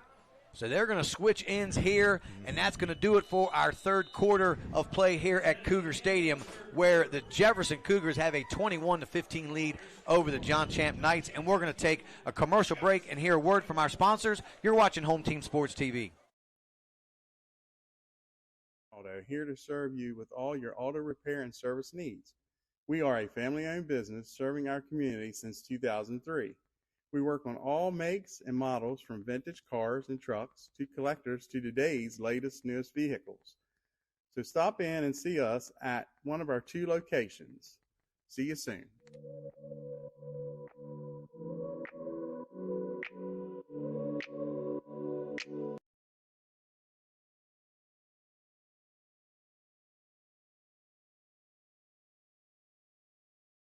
Back. And we are back here at Cougar Stadium. Jefferson just missed on an opportunity to put 6, but they're going to try to see if they can put 3 on the board here as Rocca Marty is on to attempt a 31-yard field goal. This is huge, JD. Puts them up by 9, making it a 2-score game. The snap, the hold is down, the kick is up, and it is good as Rocca Marty does his job, and now your score is the Jefferson Cougars 24 the John Champ Knights 15, and we're going to stay right here, and we are going to thank our sponsors once again. We'd like to thank our game title sponsor for this game tonight, Norse Hall, owner Ryan Willingham, the West Virginia Mead and Hot Sauce Company, located at 8100 Tuscarora Pike in Martinsburg. 304-901-5449 if you would like to give them a call. We'd also like to thank our home team sports sponsors for this season: Catro Law, Ameritech Tire and Auto, Rosedale Funeral Home and Cemetery, ERA Liberty Realty, call Cheryl Yates, Benchwarmers Sports Bar and Grill, Cookies and Milk Daycare, True Performance Fitness, Brothers Bin Blasting, VFW Post 3522. And if you'd like to advertise with your business with us, you can reach out at 571-520-5634. So now the Cougars are 100% now in this driver's seat. Just started this fourth quarter of play and now have scored 24 unanswered points, Nate, and they've done just a great job. Adjustments at halftime has been great. It's Rocca Marty with another pooch kick. He doesn't call for a fair catch, and again, a man's missed. You got to stay in your lane, and that's Kalen Yates, number 24. You can't come running up so fast. You've got to stay and play your spot because they're not calling fair catches, and now they've got the ball in Cougars territory on the 46-yard line. Yes, sir. And if you haven't gotten the memo, keep an eye on number 20, Braden. He has been all over the field making plays for him, bringing the juice. And we'll see if this Cougars defense can get another 3 and out or potentially a 4 and out. It's probably fourth down potential on every single drive here going forward for John Champ. Yeah, I would say so. They need 2 scores. Haven't really gotten much. I mean, number 1, Gonzalez has not touched the ball since the beginning of the second quarter. No, and they're going to hand it to Rogstad straight up the middle, and just a couple. And I don't know if it's me. It just seems like he's a big, strong-looking kid, but he really does go down on contact pretty easily. Like he kind of falls to his knees. So I'm not sure if he's not good at keeping his feet, but he seems to. He had a couple good runs in the first half. This second half, they've really stuffed him. Well, these Jefferson linebackers are getting low. They're driving their feet, and they're not allowing him to there, JD. So Plus going to roll to the far side. Going to set up. He's got Kahn there in the flat. Makes the catch. Picks up about 5 yards on the play. It's going to break another third down now for the Knights. That was a huge block there from Ario Wan. Putting a linebacker on the ground, protecting his quarterback. Gives them a chance to get a manageable third down here, JD. Yeah, so they're going to call it 3rd and 4. Like you said, no doubt this is 4-down territory now for the Knights as man in motion comes back. That's Harris going to go deep. He's got Kahn. Oh, no, it's picked off there by Takeem Drake. Drake's going to kind of come up the field. He's looking for some blockers, I think. And Drake's just going to take it out of bounds. I'm not sure if he was a little gimpy or he just was waiting for some blocks to set up or whatever, but there is a flag on the field. We'll see if this is maybe some kind of crackback block on the Cougars, but they will have the ball. As that ball just sailed a little bit on Dominic Plush there as it went over the head. I believe it was Cole Fitzgerald he was looking for. He was wide open down the middle. Ball definitely sailed. It was a touchdown waiting to happen, but Drake makes a play when the opportunity presents itself, and Cougars get the ball right back, looking to put the game out of harm's reach here. Yeah, it was a penalty on the Cougars. Unfortunately, that's going to back them up 15 yards to the 18, but they will take over with 10:41 left to go here in this game, and they are now comfortably in the driver's seat, I would say. We'll see if they choose to continue to try to put points on this board. I would run some clock a little bit on this possession if they can, and then always top it off with some points. The Cougars got to keep that awareness and keep that intensity high here. You don't want to get too comfortable and allow John Champ to get possibly an interception or a 3 and out. So I would keep the intensity high here and stay aware that this game could change at any point. And that's exactly what I'm talking about right there as Rockwell almost drops the ball. Yeah, I don't know. It was kind of looking over there at – it's going to get a false start as they – Ricardo went to go hand his towel to the official, runs back to the line of scrimmage, and Rockwell snaps the ball. So, I don't know. There was a little bit of confusion there. I don't know why Ricardo would have needed to do that. Just throw your towel down behind you. That's one of those plays, man. You just got to be very aware as a quarterback. Ball starts with you and ends with you. Don't want anything goofy to happen here. So now they've got it first. Well, it's first. It should be second, didn't I? Thought they declined the penalty. They're going to swing it to the middle of the field, looking for Tony, and again, it's just a little out in front. Rockwell's just not getting his feet set, squaring up, and making a good throw. You know, Tony's already gimpy enough. You don't need to try to throw it out. Just throw it, complete the pass, you know, and make it a little bit more manageable of a first down. It's all in the footwork. When you're doing an RPO, you have to turn your hips, also get your feet set, follow all the way through, and you can tell he's rushing his mechanics a little bit, which is causing the ball to dive just a little bit. Something that you can fix easily, though. He just has to get comfortable back there. He has a lot more time than he thinks. Yeah, and I still don't really understand, you know, why Tony would be in the game when it's noticeably obvious that he is not healthy. He's out there limping around, and you're going to throw him a quick slant, you know. So it's kind of dangerous, I think, a little risky on Jefferson's part. I think they're trying to figure out what happened a play ago, but at this point, they've already ran a play. I don't think you can change anything. Yeah, you can't change anything that's happened. But it should be third down. It should 100% be third down because they declined the penalty. That penalty. They declined it, and it was a loss. So I don't know. There's some confusion. The officials are confused. They did because I think Rockwell only lost 2 or 3 on the play. They do hand it off to Ledbetter. Tries to spin his way out. He's going to be stacked up there. No gain. Back to the line of scrimmage. So now it's going to bring up 3rd and long for the Cougars.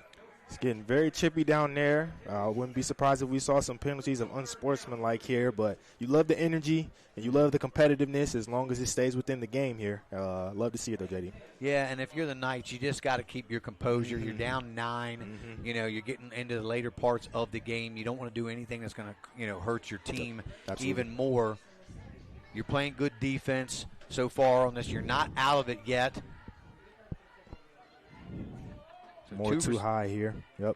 2 receivers to each side. Rockwell back to throw. He finds Takeem, overthrows Takeem Drake. It looked like he had Takeem Drake, but just overthrows him, and the Cougars are going to have to punt it away. The one thing that I've noticed is if you can get Rockwell a little bit uncomfortable, he's throwing a little high, a little low. So John Champe is sending a little bit of pressure with the man coverage, but Drake was open there nonetheless, and Rockwell just has to get comfortable, set his feet, and make that throw there, JD. Yeah, despite him making some good throws earlier in this game and even a couple earlier in this half, in this third quarter, the last few throws that he's thrown have just not been on target. A couple low throws. He missed Ricardo Lewis there for what would have been a sure touchdown on the slant, and missed on a couple of this drive as Takeem Drake hits a low line driver. It's going to take a nice little roll there. Going to be down at the 48. So the Knights in good field position here with 9:19 left to go. And we're going to stay here, and we are going to thank our sponsors once again. We'd like to thank Catro Law, Ameritech Tire and Auto, Rosedale Funeral Home and Cemetery, ERA Liberty Realty, call Cheryl Yates, Benchwarmers Sports Bar and Grill, Cookies and Milk Daycare, True Performance Fitness, Brothers Bin Blasting, and VFW Post 3522. Also like to thank our sponsor for tonight's game, Norris Hall, the West Virginia Meat and Hot Sauce Company, owner Ryan Willingham. We appreciate it as the Knights have 4 receivers to the far side. Plus just got a roll out. He's got a man in and out of the hands. I believe that was Kim. His first target of the night goes in the books as a drop, as he was open there. Probably would have had enough for a first down, but Dan Kim couldn't hang on, Nate. Another one of those plays, as soon as they're trying to catch the ball, they're just looking upfield. Got to secure the bag first. Can't go anywhere without it. And actually, it was really a great throw there from Plush with a lot of pressure, putting it right on his chest and the numbers. A little pistol formation here. Motion by Fitzgerald. They're going to fake it. They're going to swing it to Fitzgerald down the sideline on kind of like a little wheel route there. As Jefferson just lost him, and that's going to be enough for a Knights first down. That's a great play design right there. They put number 2, Fitzgerald, in motion. They send Gonzalez over there on a crosser route, and one of the linebackers has to pick up Fitzgerald right there, and he doesn't, going for a big first down. So a little tempo here on the part of the Knights. Plus just going to roll to the far side, looking for a receiver. He's got one wide open, and that's Fitzgerald once again finding a hole there in the defense. Rockwell was put in a tough situation there. He had a seam right over top of him, and he had a 15-yard out route. He had to pick which one. Fortunately for the Cougars, he did not throw it over top of his head and get it first down. So the Knights on the move, and again, they've stuffed that run there as Rogstad, nothing going there. As he might have lost a yard on the play. It's going to bring up second down now for the Knights. In the first half, John Champe was able to get a lot of yards on the ground, but the Cougars have made them one-dimensional, only allowing them to throw the ball here in the second half. So, again, going a little up-tempo. Plush back to throw. He's going to have to step up in the pocket, but nearly tackled. And, again, Roberts cleans it up as Isaiah Simmons-Kelly had him. Oh, my. His foot. But there is an injury on the play as ISK is down. Oh, my gosh.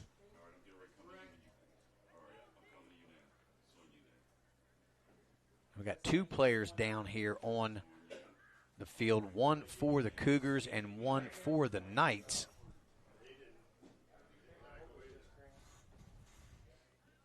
So while we have a couple injured players, we're going to take a commercial break and hear a word from our sponsors. You're watching Home Team Sports TV.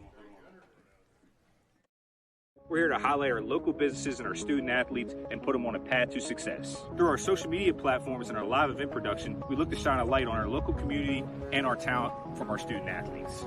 Home Team Sports TV is more than a brand, it's a movement. We're combining creativity, innovations, and smart solutions for companies of all sizes. With unmatched dedication and community focus, we're proving that the right exposure can lead to a successful future. And remember, we are Home Team. Since opening in 2017. And we are back here. Both players seem to be okay. I want to correct myself. That was Bray Holmes that was down for the Cougars. Looked kind of bad. Maybe if he dislocated, maybe they popped it back in. I know we'll have to wait and see. But he seemed to run off on his own power, so it must have not been too bad. So 3rd and 10 now here for the Knights. And there's going to be a timeout now. The Knights call a timeout. Not sure. They must have not liked something there, but. That's a huge timeout, though, JD. And with you down 9 points, if you score and you need to get the ball back at the end of the game, you only have 2 now. That could definitely play a part at the end of this game. Yeah, anytime you're down double-digit scores, and, you're definitely going to have the ball twice to score. I mean, they're in scoring position now, but if they don't get any points here and that extra timeout they've burned, that's definitely going to play a big role here as this fourth quarter winds down, as we're now just under 8 minutes to go here in the game. What a game here so far, JD. A lot of back and forth, shifts in momentum, and we'll see if John Champe can get the ball here into the end zone. I mean, it's kind of getting to the point where they need to get points here. They have no choice. If nothing else, you got to get a field goal. So 3rd and 10, 3 receivers to this near side. Man in motion is Graves. He splits out wide to the far side. Empty set in the backfield. Plush throws it across the middle. He's got Kahn. Good defense there by Roberts again, and he's stacked up. And Kahn's not going anywhere but backwards. And I think he might have gotten back to the line of scrimmage, and that's going to bring up 4th down. When I tell you Andy Roberts has not missed a tackle, that young man has not missed a tackle. No matter who has been the receiver, he has came down, wrapped up, and brought them to the ground. Excellent game here that I'm seeing from Andy Roberts. Yeah, and, obviously Kahn's just a big physical specimen, and for Roberts to be the smaller guy to come up and make that hit, hold on until he gets help from his teammates. Great job there by Andy and the rest of the Cougars defenses. Now it's 4th and 10, and they're going to be kicking a field goals. Quan is on the attempt. This 35-yarder for the Knights. It's a low-line driver, and it's going to fall short and no good and the Cougars will take over with 7:01 left to go in this game. And if there was any opportunity for this Knights team to get back in the game, it was right there, and they missed it. Still pitching a shutout here in the second half from the Cougars. They have not allowed John Champe to put up any points here. Just an excellent job of making adjustments on the defensive side here for the Cougars. Love what I'm seeing. Yeah, that was a huge stop, and just unfortunately for the Knights, didn't have quite the distance on that kick. Very important there. Not only do you want to try to put some points up, but you want to take some time off the clock here, JD. Yeah, and they're going to run it with Ledbetter straight up the middle. Good run on first down, near a first down. Believe that is going to be enough for a Cougar first down as Ledbetter picks up 10. See, when you allow your quarterback to throw as much as he's done and take care of the ball in the third quarter, now you can lean on your workhorse in the fourth quarter. They're going to need him to stay healthy. You're going to need him to stay energized to continue to take some time off the clock, man. You would think that they'd be trying to stack the line of scrimmage a little more and get like at least 7-8 men in the box there. They're taking their time here, JD. Cougars are just going to let that play clock wind all the way down inside of 5 seconds before they snap it. And the Knights are now playing a 5-man front on that defensive line. Handoff goes to Ledbetter again. He might have picked up 2, close to 3 yards on the play. We've seen the Knights really go from a 3-man front to a 4-man. Now they're going to a 5-man front, really going all out on the run. They have no choice here at this point, JD. Right. Second and a long 7. A long 7. Yeah, calling it 8 on the scoreboard, so we'll go with 2nd and 8. And John Champe's still going too high, so there's still opportunity to run the ball in the middle here, JD. Might bring those safeties down if I'm John Champe. Still 2 receivers to each side. Going to swing it out here to Allen, and the ball just bounces off the turf. And Rockwell, that's the second pass we've seen. He just doesn't turn and get his feet set, and he throws the ball, and that's stops the clock with 5:36, and that's not something that you want to do at this point in the game. When you don't turn your hips completely, you have to have the arm strength to be able to do that, and that's just not being the case here. He needs to completely turn his hips so that he can get that power to be able to complete these passes, especially something as slow and short as that one is right there on the RPO over there to Tony. Yeah, and it's not like we don't, he doesn't have the arm strength. It's just, but I love the pass, but at this point in the game, I believe you got to, run the ball and run this time down as much as you possibly can. Rockwell's going to throw it. He's going to step up, nowhere to go. And the Cougars are going to have to punt it away here. I would not want to give the Knights the ball in this, in this point in the game. And I don't know why they wouldn't have rolled, Rockwell out of the pocket, giving him some space, more space to run or throw the ball. Just not a bad series, not a good series, there for the Cougars as they're trying to put this game away. And then they threw an RPO to Tony, who we've seen hasn't been able to cut laterally. So you're putting him in a bad situation there, forcing him to make a guy miss. Just a lack of execution there from the Cougars. But I guess you trust in your defense here. You have no choice. And they have about 5 minutes here from John Champe to try to go get some points. Got to catch that one. Hakeem Drake kicks it away, and because that's always an end over, it sometimes has the tendency, and like just now, wanted to roll backwards down there by Jaheim Gidney. So the Knights will take over there from their own 35-yard line, 1st and 10, with not a lot of opportunities here to put points up. They're going to have to score quick and probably try an onside kick to get the ball back a second time here with 4:43 left to go in the game. I don't know about you, JD, but I already have my player of the game here tonight.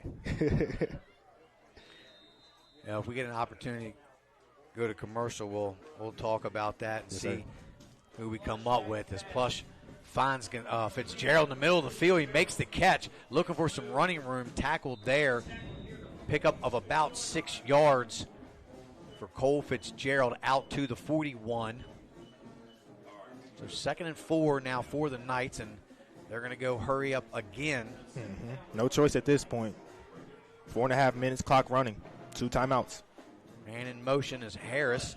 Plus is back to throw again. He's rolled out, finds his man Khan over on the sideline and makes the catch for the first down. And that'll stop the clock with 4:11 to go.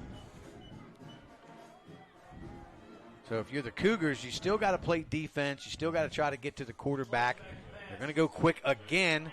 Catch is completed there to Kim on the sideline, and once again picks up 5 and stops the clock.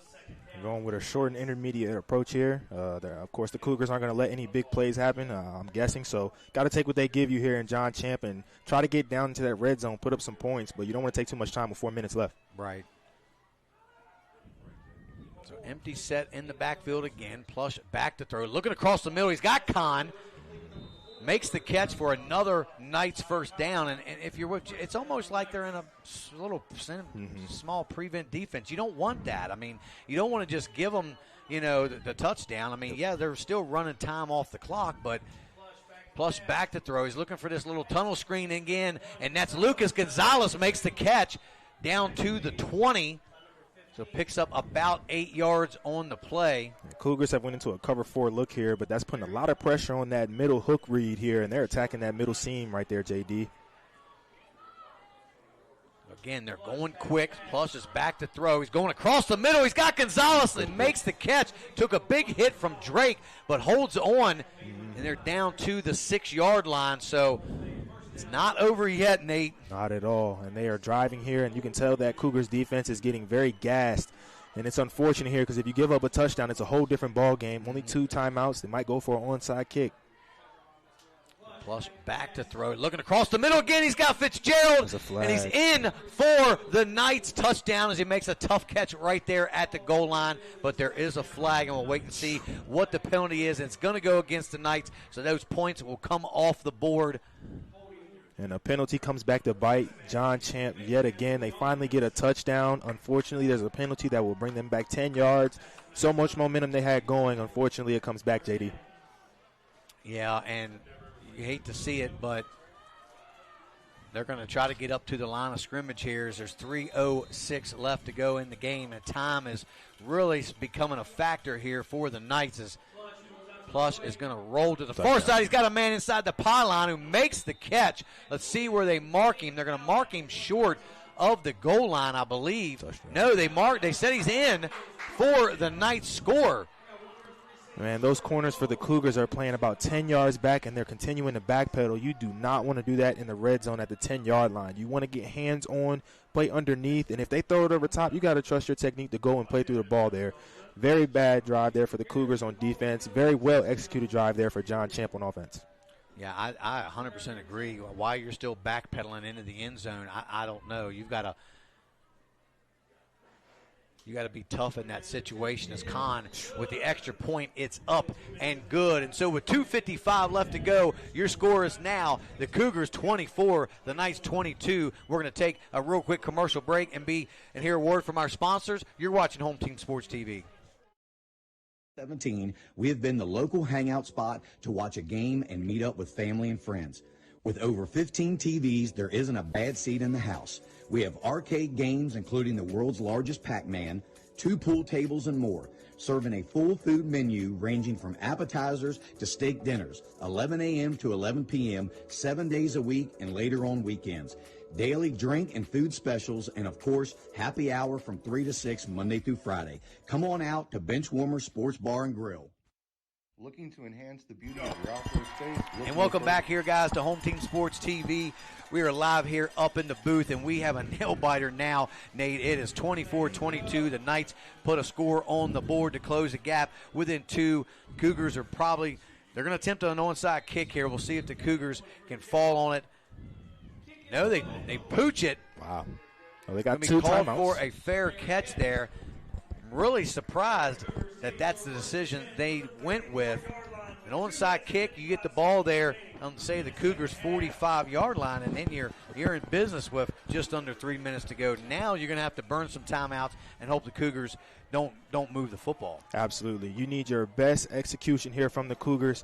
Really about 2 first downs here. This is what we call a 3-minute drill. You get 2 first downs. They burn their timeouts. You will win the game, but you do need those 2 timeouts. So execution from up front, execution from the running backs, good blocking all around, and no penalties can be afforded here. Yeah, and keep the ball on the ground. You want the Knights to spend those last 2 timeouts. Maybe you get lucky and you get you can get a first down. A first down will pretty much seal the game. Handoff goes to Ledbetter, straight up the middle, gets some positive yards there on first down, trying to fight for extra yards, picks up nearly 4 on first down, so that's exactly what you're looking for. Now, if you're John Champe, do you call the timeout here? Do you wait to see if they get the first down before you start blowing them? I think that's what they're going to do. They're going to wait to see if they stop them short, call their second on third. Yep. But if they get a first down here, that makes it very, very difficult for John Champe, JD. Yeah, you're right. And closing in on 2 minutes here to go in the ball game. Cougars have just a 2-point lead. 2nd and 5 now. Benner in motion. Handoff goes to Ledbetter. Nothing there. Ledbetter is going to be met and dropped back for a loss of a couple yards. So it brings up 3rd and about 7 now for the Cougars. Big decision here. They're going to push him back to maybe 8 yards even. And do you keep it on the ground, give the ball back to John Champe with a timeout? Do you try to put the ball in the air to pick up this first down? And that's a tough question in this situation. You don't want to pass the ball there for most coaches because it takes time off the clock, but at the same time, if you do run the ball and become predictable, most defenses are going to sell out. It's going to put you in a tough situation. So we'll see what kind of game plan John Champe comes down here with. I like the look of a pass, maybe roll Rockwell out and let him have the option to throw or run. If you keep him in the pocket, and that pocket collapses, that doesn't give him very many options. So I would try to roll the pocket a little bit and see if Rockwell can find a receiver. If not, maybe take off and run with it. Then if you get 4th and a couple, then you have another tough decision yourself. Do you try to go for it and pretty much seal the game and end it, as then, the Knights wouldn't have any timeouts left. So that would be a big choice there. The main thing is really just depends how much do you trust your quarterback. Right. Do you trust him to make the right decision? If it's not there, stay in bounds, slide, don't throw the ball out. Just depends how much you trust your quarterback. So we'll see just how much these Jefferson coaches trust Rockwell in a situation like this, which could really be deciding factor for the playoff standings coming up, JD. So the Cougars come out in 3 receivers here to this near side. Rockwell in the gun. They are going to try to throw it. Run it with Rockwell. Breaks off a tackle. He picks up a first down, but there's a couple flags on the play. We're going to see. This looks like it's going to be holding against the Cougars. So Rockwell was able to break the tackle, pick up just enough, but it's not going to count. It's going to back him up another 10 yards from the spot. Yep. Got to accept that one. It was like 4th and inches right there, or possibly a first down. So 3rd and longer here. Yeah, so 3rd and 20 now, or about 18 we'll call it, for the Cougars. So probably they did run a little bit more time off the clock as we're inside of 2 minutes, but definitely the perfect situation for the Knights to be in. A 3rd and really long. They still have 1 timeout left. In a situation like this for John Champe, if they burn that last timeout, they're still good with the way they run their offense. They're very up-tempo. They get to the line anyways. So if they do burn that timeout and save about 1:40, 1:30, they're in a really good position here to score late in this game. So now the Cougars are going to take a timeout themselves, and we're going to take a quick timeout and hear a word from our sponsors. You're watching Home Team Sports TV. To highlight our local businesses and our student athletes and put them on a path to success. Through our social media platforms and our live event production, we look to shine a light on our local community and our talent from our student athletes. Home Team Sports TV is more than a brand, it's a movement. We're combining creativity, innovations, and smart solutions for companies of all sizes. With unmatched dedication and community focus, we're proving that the right exposure can lead to a successful future. And remember, we are Home Team. Since opening in 2017, we have been the local hangout spot to watch a game and meet up with family and friends. With over 15 TVs, there isn't a bad seat in the house. We have arcade games, including the world's largest Pac-Man, 2 pool tables, and more. serving a full food menu ranging from appetizers to steak dinners, 11 a.m. to 11 p.m., 7 days a week, and later on weekends. Daily drink and food specials, and of course, happy hour from 3 to 6 Monday through Friday. Come on out to Benchwarmer Sports Bar and Grill. And welcome back here to Home Team Sports TV. J.D. Fritz joined by Nate Monroe. And Nate, Cougars have a third and very long here. Not sure if they pick up the first down. Need a run time off the clock. Rockwell back to throw. He's looking for a man nowhere. Caught from behind. Oh, that's a flag. There is a flag. Let's see what they're going to call here. I don't know if that... Rockwell just had nowhere to go with the football, but they might get a personal foul. Not sure what. There is a face mask on the defense, and Jefferson picks up a huge penalty, and that probably is all going to seal the game. The Knights have one timeout. It's only a 5-yard penalty. I'm sorry. Depends if that results in a first down or if it's still just third down, just shorter. Yeah, and they're marking off the 5 variety, so it's still going to be third and about 14, 13 for the Cougars. So that's a huge break there from John Still Champe. Not much of a difference really there, other than it took a little more time off, took about 12 seconds off the clock. So let's talk about some scenarios here for, the Cougars is if you're Rockwell and you roll out of the pocket, apologize, we're on live here up in the booth, guys. But so we're just going to go over a few scenarios. If the Cougars, continue to run the ball or you try to throw the ball, run it, obviously the time runs. Rockwell, I still like the throw-run pass option. Obviously, if you throw incomplete, the clock stops, and the Knights get the ball back with just a little over a minute to go with a timeout. So you run the ball, and even if Rockwell gets out of the pocket, doesn't get the first round, he's, just use their last timeout. Let them use that last timeout slide. Don't go out of bounds. So I mean, in this situation, worst case scenario for the Cougars, if they keep the ball in bounds, the clock will run down to really about a minute 15. To punt the ball off, it'll continue to run a little bit more. So we will see what happens here. Third down and fourth down. So 3 receivers here to the near side for the Cougars. They're going to swing it to Takeem Drake. He does make the catch, turns it up, runs over a man out to the 40. So about as good as you could have of a play there for the Cougars as they stay in bounds, keep the clock running. It does bring up 4th and 4 here, but you're obviously going to run this time down as much as possible. The Knights have no timeouts left. 40 seconds will run off of this clock, so we will be under a minute. I think if you punt the ball off, that'll take another really 5 to 10, maybe 15 seconds, depending on how much it rolls. I don't think you go for it here on fourth down, giving them a short field. With this offense and how easy they moved it, you got to kick the ball down. You've done your job on the offense with taking some time off the clock, JD.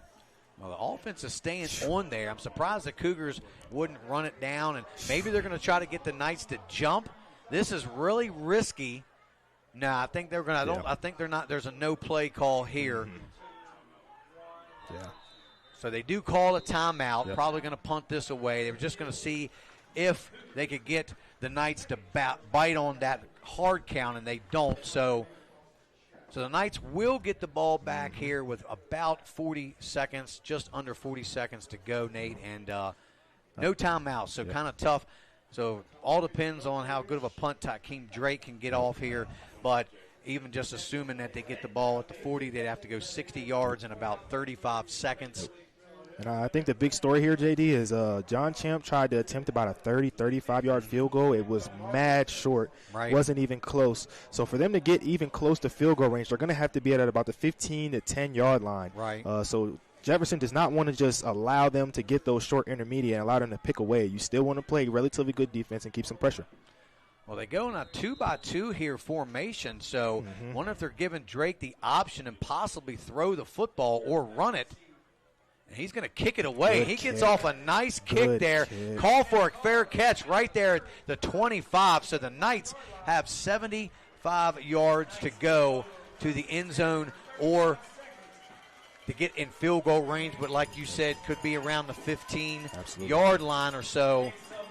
So 35 seconds left to go, and this one's going to go right down to the wire, Nate. With about 2 weeks before playoffs, this is exactly what you love to see. You want to see what your team is made of. They're put in a situation here in the Cougars. Their defense has to get a stop, go to 5-4, and really move themselves up in the standings, JD. Let's see what the defense can do. Yeah, you don't want to let anybody get behind you for a long score, but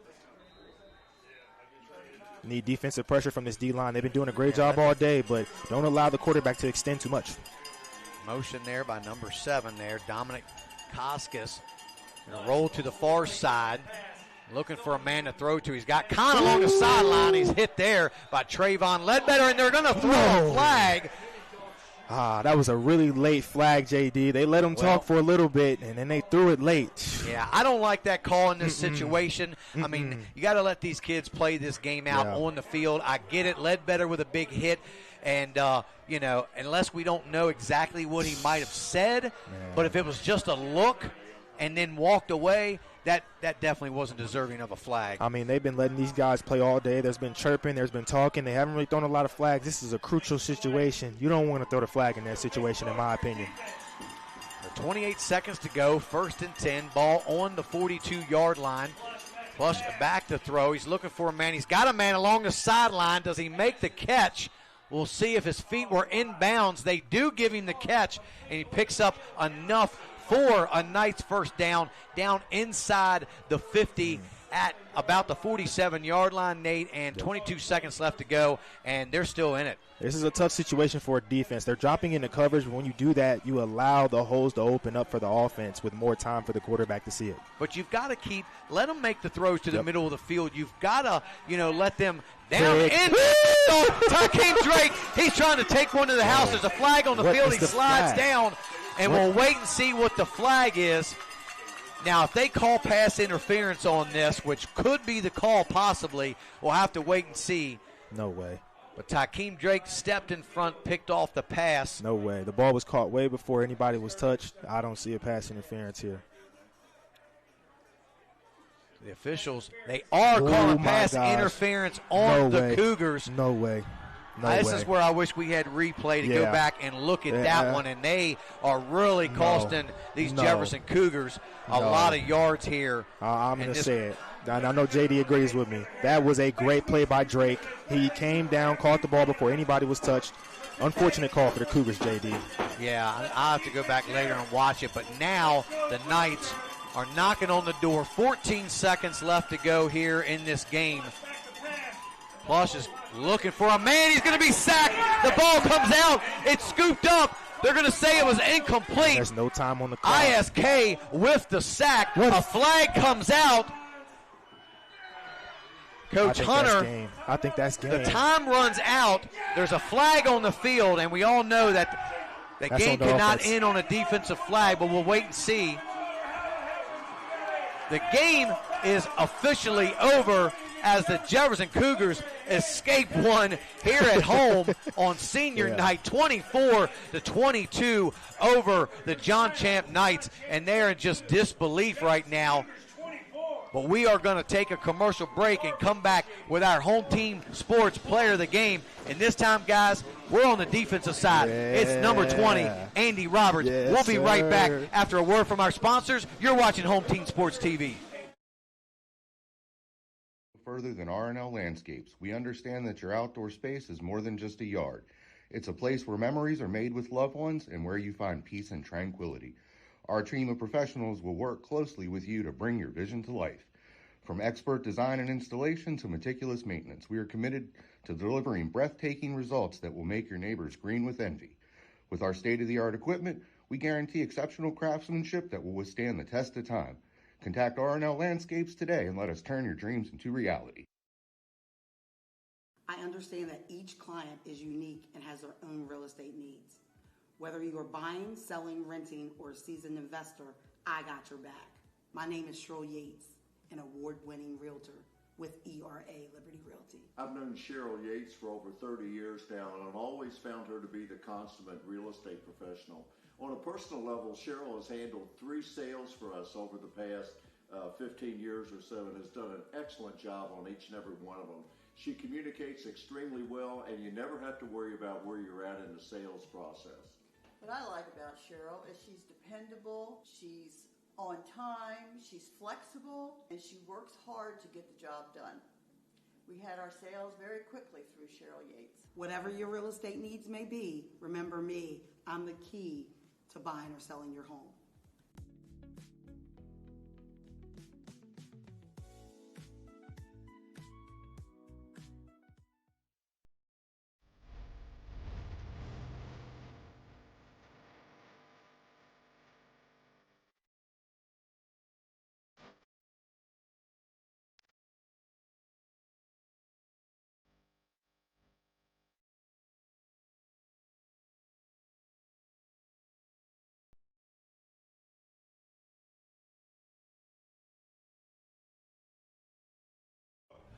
I'm here back with Home Team Sports, here with the player of the game, number 20, Andy Roberts. Young man, you brought the juice from the start in the second half, and you made a big difference. Let me ask you, when you went into halftime, what did you guys talk about to change the momentum, scoring 24 points and allowing no points really there to the end of the fourth quarter? We just all hyped each other up. We just had all pep talks. Everybody just came together and just met together and now play as a team like we always do. Absolutely. So throughout the season, what have you done to prepare yourself for a moment like this? You proved that you're a born leader. What have you done and been having the opportunities to do something like this? Just working extra hard at practice, eating more food, getting stronger, working for next season and senior year too. Just keep working. All right. And with one game left, you guys will be 5-4, Yes, hoping to move up in the rankings. What are you expecting from your defense continuing moving forward? Just keep doing what we're doing. Playing hard, playing physical, never stopping. All right. I appreciate you, young Thank man. you. Great way to bring the energy. Thank it you. was a pleasure to watch you play. Thank you. And that'll be it there from Home Team Sports. I appreciate you all tuning in with us. Shout out to Harry, shout out to JD, and shout out to Keem. Appreciate y'all for the opportunity.